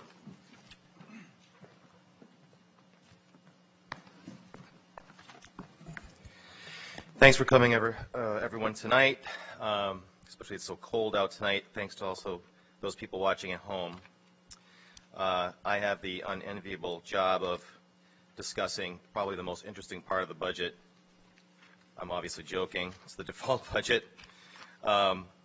And what I'll do is I'll ask everybody to reference this pink piece of paper. I'll be working off the numbers that were provided to you out in front. So I want to start by essentially defining what the default budget is. It is defined by New Hampshire law as RSA 4013 Section 9B. What does that mean? I've heard in the past, hey, the default budget is essentially last year's budget, right? And that's not necessarily the case. So it's spelled out by law, and what it essentially is it's the amount of appropriations contained in the operating budget authorized by the previous year, but reduced or increased, as the case may be, by things like major obligations. So you're talking about, I think David referenced in the Souhegan budget, debt service, for example. A major thing that impacts our obligation, obviously, on our side is contracts like collective bargaining agreements, those types of things. So it's either reduced or increased by those obligations, and then also further reduced by one-time expenditures contained in the budget for that fiscal year. So just one-time expenditures in that fiscal year alone. And then you get your default number. So what's in front of you here is the written definition of the default budget. If you go to the next slide, that's essentially the numerical or the financial calculation for the default budget. So those numbers are as follows. The FY16 default budget is in the first column to the far left. That's $24,734,732. So you take that and you subtract the obligations, where it says reductions and increases in the column just to the right of that, $492,648. You also subtract the one-time appropriations of $69,512, and you get the default budget this year, which would be $24,172,572. So that's the numerical default budget for your reference. Go to the next slide. Okay, so there's a lot of numbers on here. There's a lot of rows and columns, and the way I like to articulate this is essentially if the budget fails at the polls in March, what would be at risk? So let me point out I'm not going to go through every single number on here, but I do want to point out a few things. So let me just pull out some notes. If you look at under the first column, supplies, materials, and textbooks under regular education, there's a number there, $31,409. So if the budget doesn't pass in March, those dollars would be at risk. And what those numbers represent are obviously money to support full-day kindergarten. A larger piece to that, though, would be regular education funding to support STEM initiatives, also fiction and nonfiction Common Core novels to support the Common Core requirements. So I think many of you know that Common Core is asking for not only contextual understanding of fiction, but also nonfiction novels. We would have money at risk to lose those things, which would actually need to support Common Core, and also a program called Read 180. Those would be at risk. Another budget line item that would be, or another area rather, that would be at risk would be under equipment and technology, which is the second column over from the left, $114,803. That represents the software for Read 180. It also represents supplements to social studies software, System 44 licensing, approximately $75,000 worth of dollars in laptops that we're looking to spend, and some other smaller technical items are included in that number as well. If you look down under equipment and technology to $34,405, that number represents the teacher leader evaluation software. So I think Lucienne had mentioned earlier tonight, and we've been working on this for a long time, this teacher leader effectiveness program, not only on the board but also with the help of our teachers. It's really important to the program. The software to continue to implement that program would be at risk, as well as some other things that schools just need nowadays in the 21st century, such as bandwidth for trying to get to a place where we have bring your own device programs in the school. We need more bandwidth for that. We also need bandwidth to support SBAC testing by having a backup server replacement. So those things would be included in that number as well. And just a few more numbers before I move on. Under salary and benefits, at the top of the column under regular and special education, $75,882. That money largely represents classroom assistance support full-day kindergarten. If you look down underneath that under co-curricular, $47,057. That money in part represents stipends for enrichment, so all the enrichment co-curricular activities that Lucienne had mentioned, including stipends to support our leadership programs, our sports teams, our A and B sports teams, stipends to support those programs as well. And then one last number under facility and site maintenance, building and grounds for $36,882. That number would represent the restroom renovations as well as the ADA updating spending that Lucienne had mentioned that we want to perform under building and grounds. So again, I want to stress that if the budget doesn't pass, it's not that these things absolutely won't happen, but that we're going to have very, very difficult choices to make, especially this year where our budget is so lean, line by line. We've gone through it, and it is so lean that these things would all be at risk. Okay, go to the next slide. So the one last thing I want to point out is, there's always been a lot of talk about the approach to getting to full-day kindergarten. I think that Lucienne did a good job of articulating our decision to go in that direction. So if the budget does not pass in March, there's a couple of different ways we can go. So the first thing we can decide to do is, well, maybe we can't do full day kindergarten, given that is a new program in the budget. But as Lucienne said, we've been working on the strategic plan for many years. How many years have we been working on that, Peter? Like a couple of years, 2 years? And I've been on the advanced subcommittee for the strategic plan, and at the very top of the list on the advanced subcommittee, in terms of all the things we think we need to do to advance the school system, the number one thing, is full day kindergarten. That is not a decision we've taken lightly. I can tell you myself, I have put in countless hours researching this myself. I personally find, I think the board would agree, this is an absolutely critical project to the school system. Critical. If we want to achieve the type of educational attainment that we've talked about, it starts in the early grades. And the data is there to support that. So, we could go in that direction. Maybe we can't do full day kindergarten. But maybe there's some other harder choices that we have to make. Those things could include the following. Co-curricular enrichment programs that we started a couple years ago, like the STEM programs, the after-school leadership programs, could be at risk. When I say at risk, gone, eliminated. Athletic programs at the middle school, maybe not just the B teams, but maybe the A teams as well. Technology initiatives that we planned for could be gone and at risk. Facility maintenance, gone at risk. And the last line item, which will be very difficult for us to make, admittedly, because we have cut back on personnel to such a large degree this year, but we just have to look at personnel as well. So, not saying what we would do, but put in that situation, it wouldn't be a clear-cut decision for us. They would be very, very tough choices to make, and we just want to make sure that everybody here in this room, everybody listening online or on TV understands that.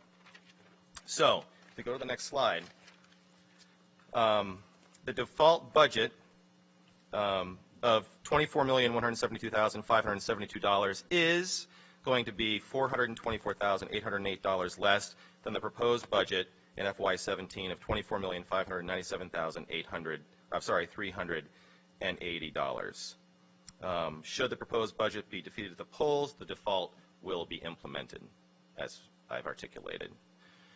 Okay, so having said that, I'd like to turn the microphone over to Stephanie Grund and her team on Ways and Means for any comments.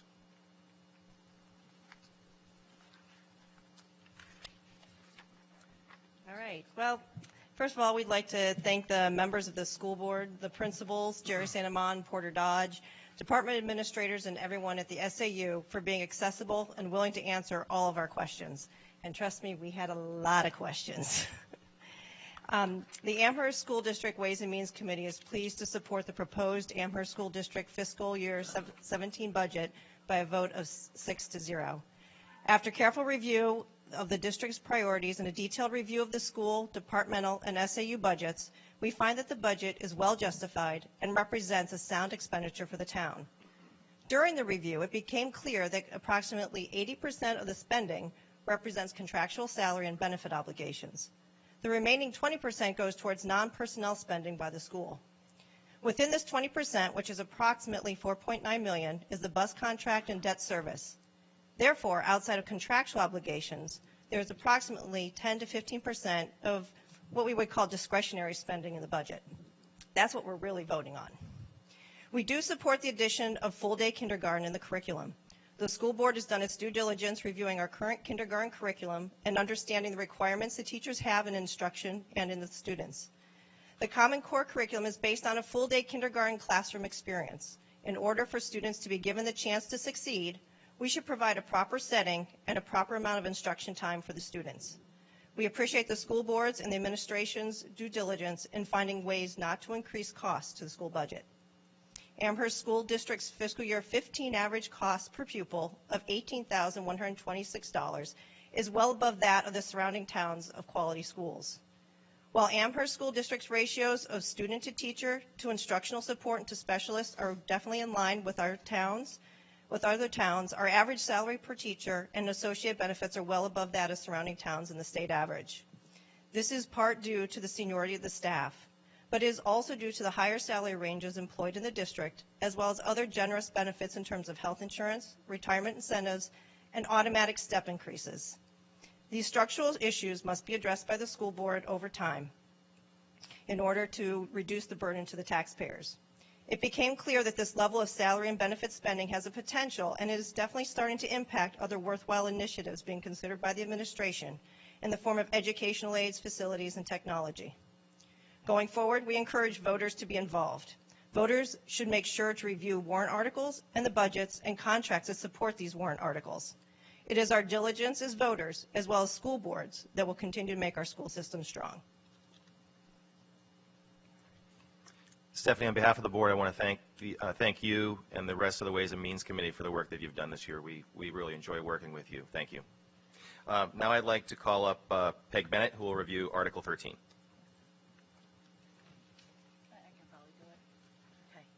Thank you. 2 years ago, the Amherst School District started an emergency fund for educating students with disabilities. The voters approved starting this fund with $50,000 from year-end surplus with the goal of attaining a $200,000 balance to be used in case of emergency situations. The current balance is $100,000. This article is asking the taxpayers to allow the Amherst School District to again raise and appropriate $50,000 from year-end surplus if and only if it is available.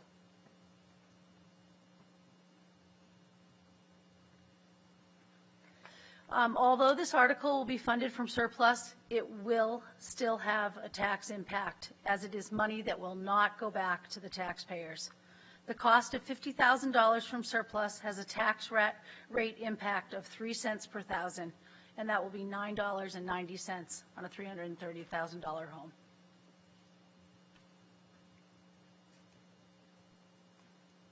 Oh, we're ready for them? Okay, thanks. The Ways and Means Committee unanimously supports this warrant article.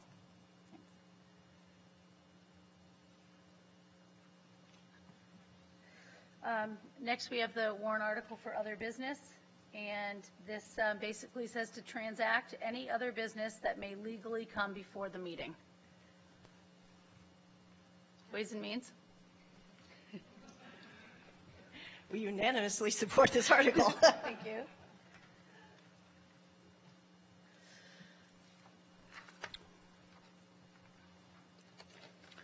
In closing, I'd like to thank you again for being here this evening and giving us the opportunity to review our proposed FY17 operating budget with you. This board is committed to excellence in our elementary and middle schools. This board is committed to teaching that is both inspirational and effective. This board is committed to the integration of technology in all of our classrooms. This board is committed to diligent fiscal oversight. And this board is committed to the 5 pillars of the SAU 39 strategic plan: advance, connect, invest, streamline, and unite. These commitments govern all of the work that we do, and they guide us in building our operating budget.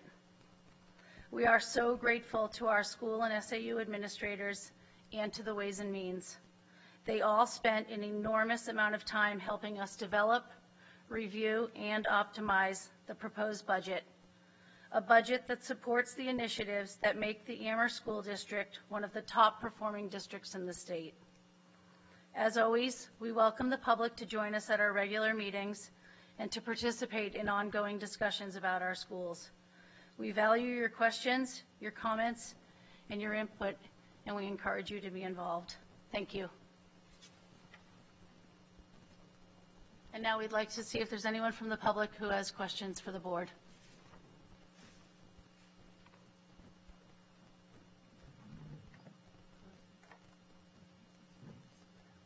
Hi, I'm Paul Mancini from Amherst. A couple questions. First, on the budget summary, one of the major deductions, the yellow sheet, one of the major deductions is in special ed, $482,000. That's kind of the big hitter compared to the other numbers. My question, I think one of the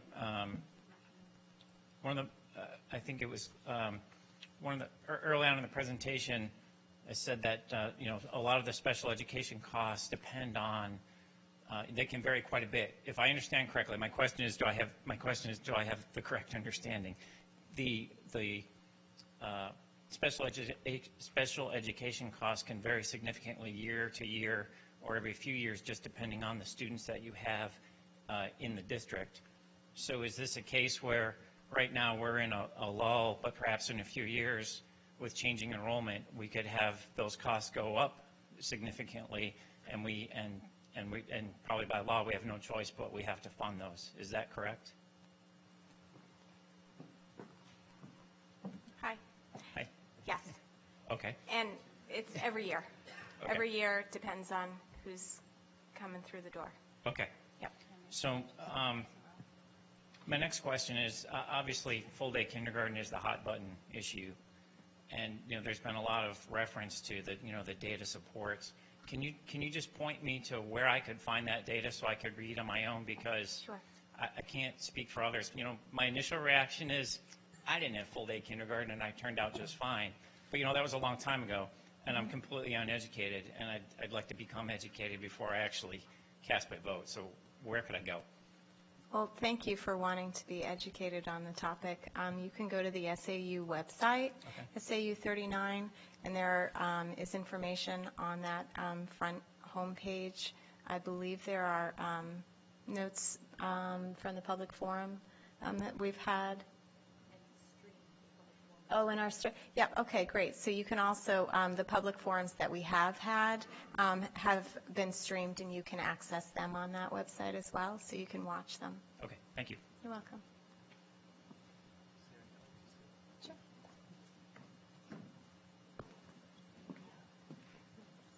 I just wanted to add to the last comment about streaming.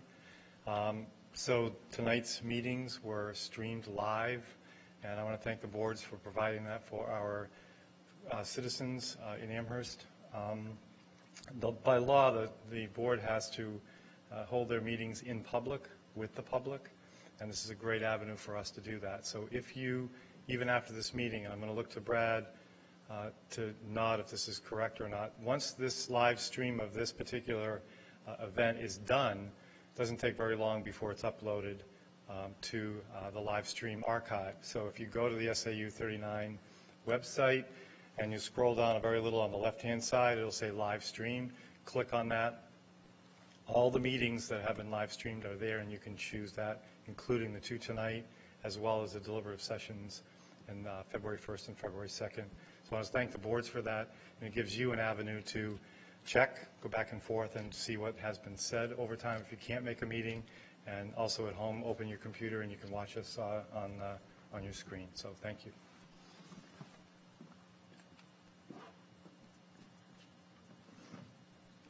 Hi, Joelle Mancini, Amherst again. Regarding the all-day kindergarten, I think some of the voters may question the assertion that there's wide support for that initiative, given the fact that it was soundly rejected at the polls. So I appreciate and thank the board and the Ways and Means Committee for their due diligence in their researching this topic and putting the information out there. And I think the piece of information that the voting public at large may find useful when they go to look at this topic is how much further could the budget have been reduced if that initiative hadn't been implemented despite it being rejected? And I think that piece of information could be critical as people go to the polls.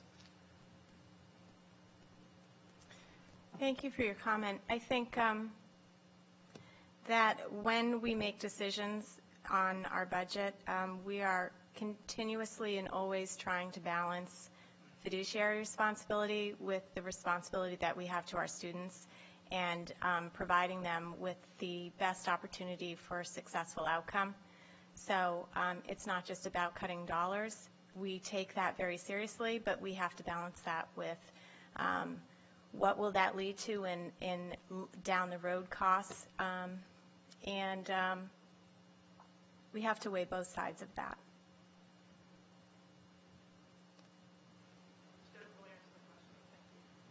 I'm sorry, I don't think there was a question. Could you repeat it? I didn't hear a question. I thought you were just making a comment. No, the question was how much further could the budget have been reduced if that initiative hadn't been implemented within the budget this year? I'm going to say that to fund the program, last year the warrant article was for $620,000. I'm not sure if that's,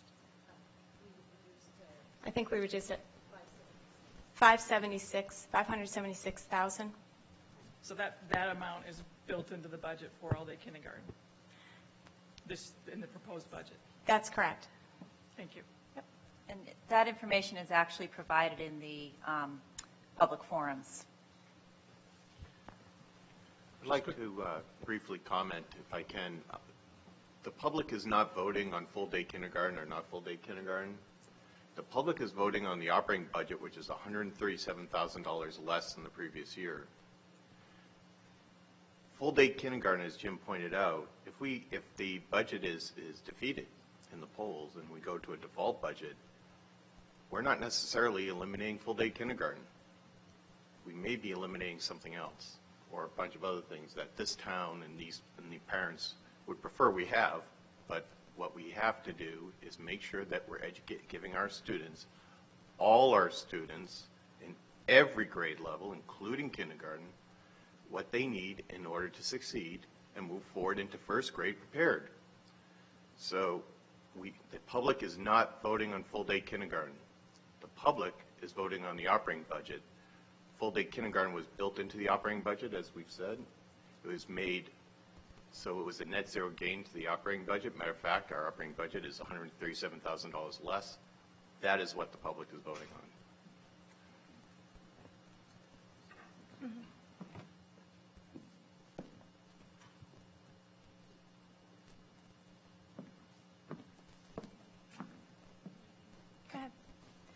It really would be beneficial, I think, if you haven't attended a public forum.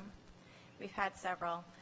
If you haven't attended one on the full-day kindergarten, I think it would be really beneficial for anyone to take a look at them and watch them and listen to the information that has been provided in those forums. Hi, this is also related to full-day kindergarten, and as I've said before, I'm supportive of it, and the question that was raised about whether it embedded or a separate warrant article, I've also asked the board at a board meeting, but mine are specific questions that maybe the principal needs to answer. Okay. When you talk about the reductions, is anyone actually leaving? Are they being let go, or is it through attrition? Are they being reallocated and put in different positions? I'm just trying to figure out what's happening with the staff. I think we'll each have to address that because it's different at both of our buildings. Okay. So at Clark Wilkins, we will not be losing staff through the budget, through attrition and reassignment. Everyone at Clark Wilkins will have a position.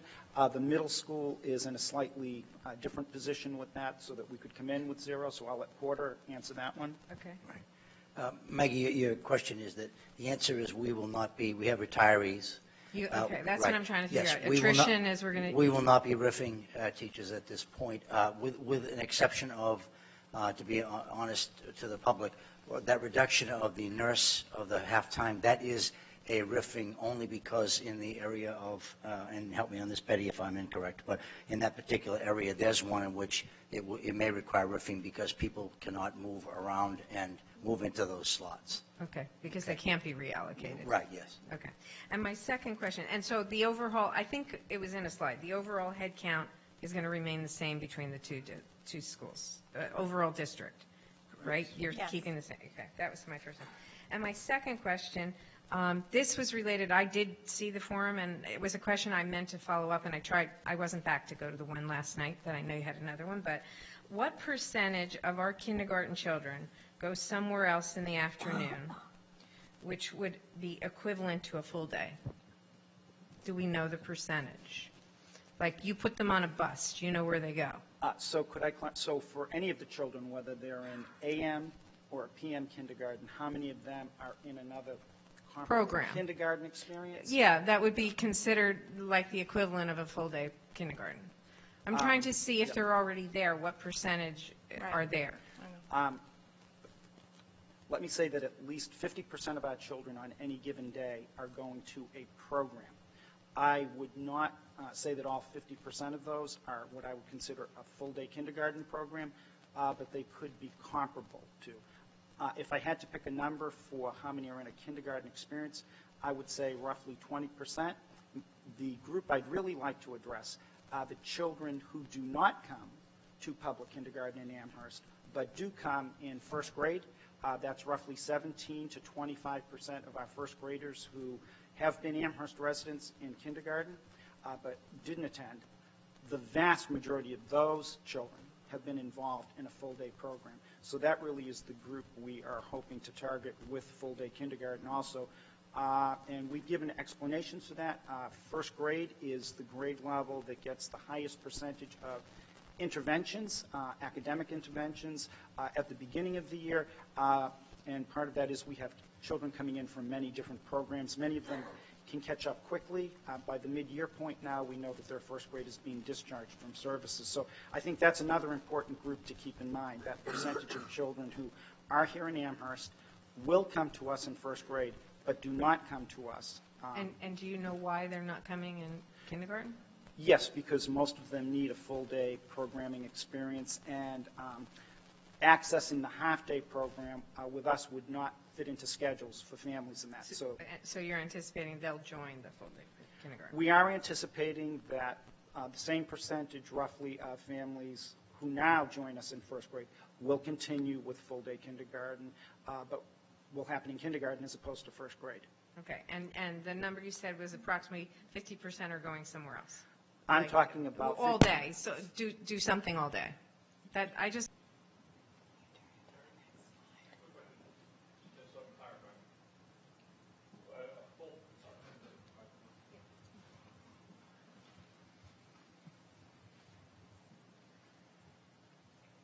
Just a clarification.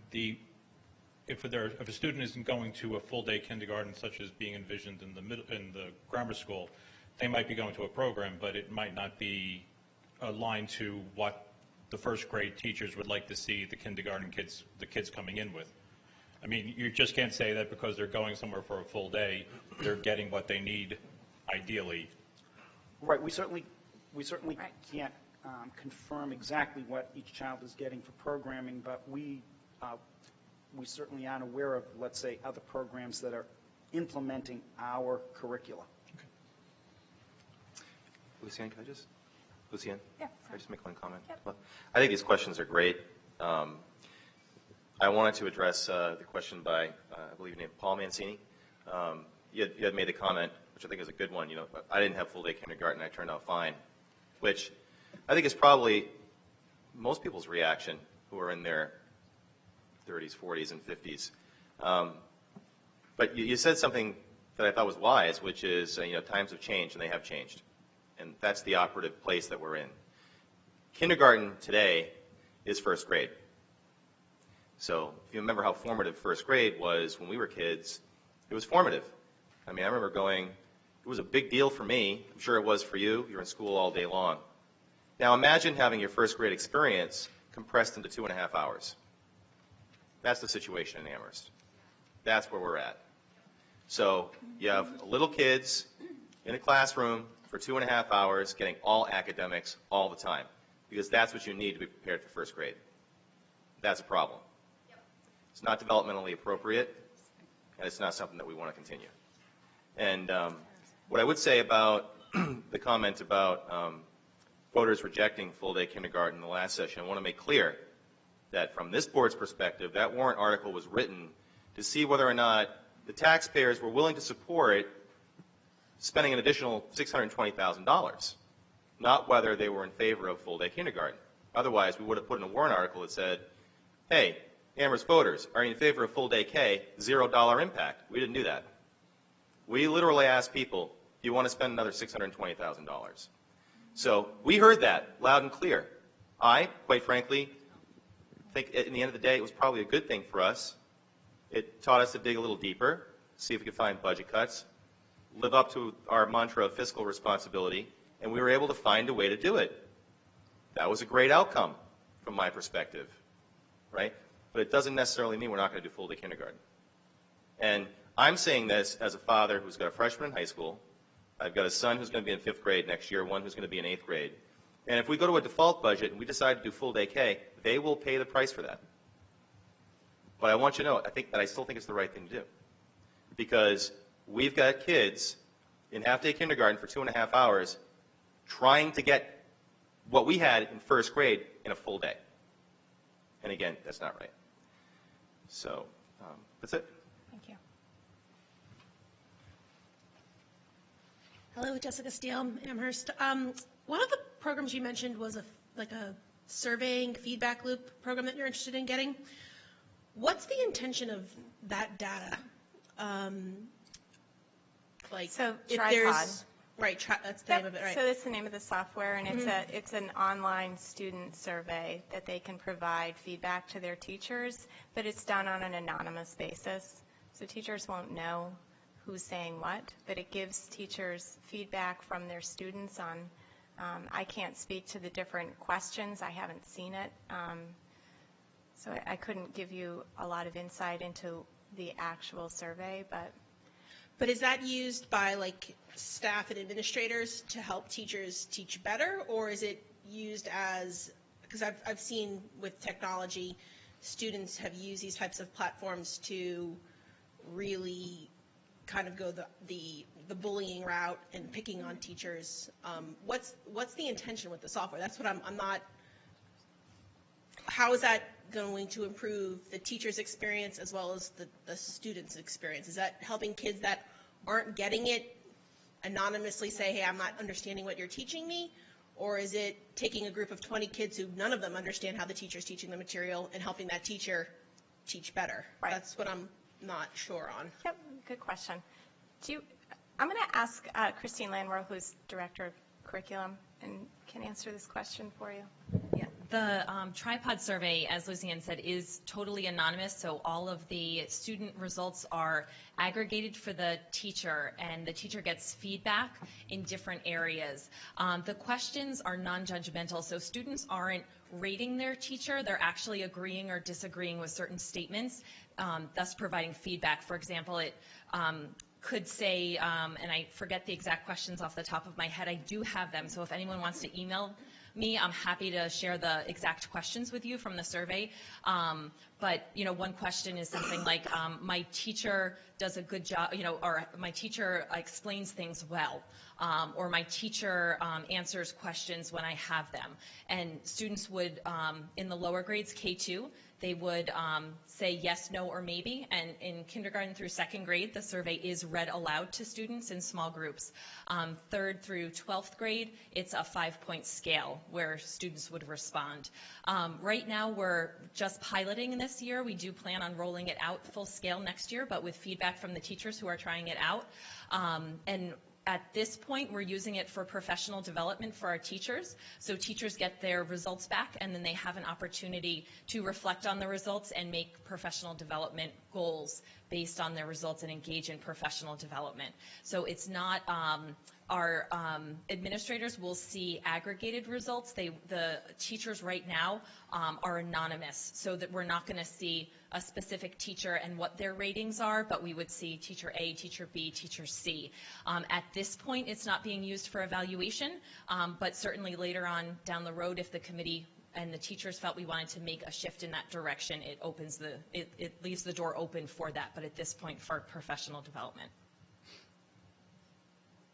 Did that answer your question? Yeah, I wanted to see what the intention of it was. Yep. Okay.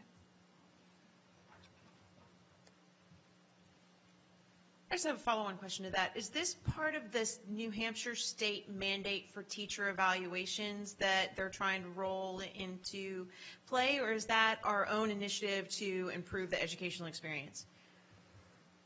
I'm going to give it to Christine again. She's so good at this. Good to have her. Very good question. Yep. It's something we're doing.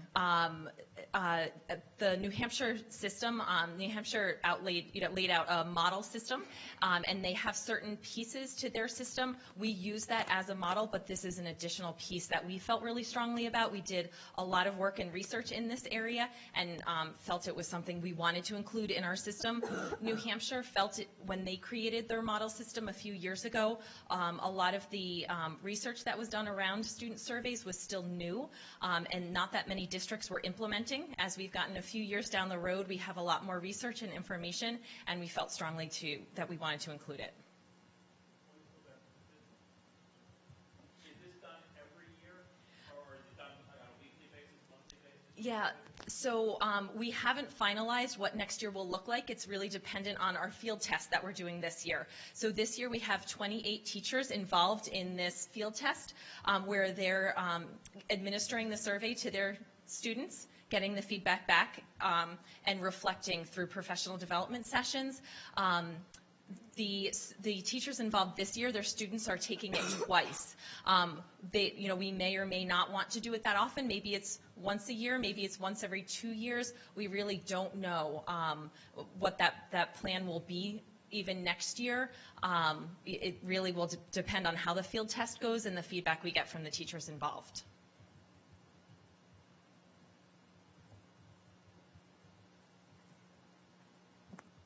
Well, thank you all for coming tonight. We really appreciate you coming out and asking questions and showing interest. Please remember that we do have our deliberative hearing on February 2nd at 7 o'clock in this auditorium. So we hope that you will come out again. Thank you.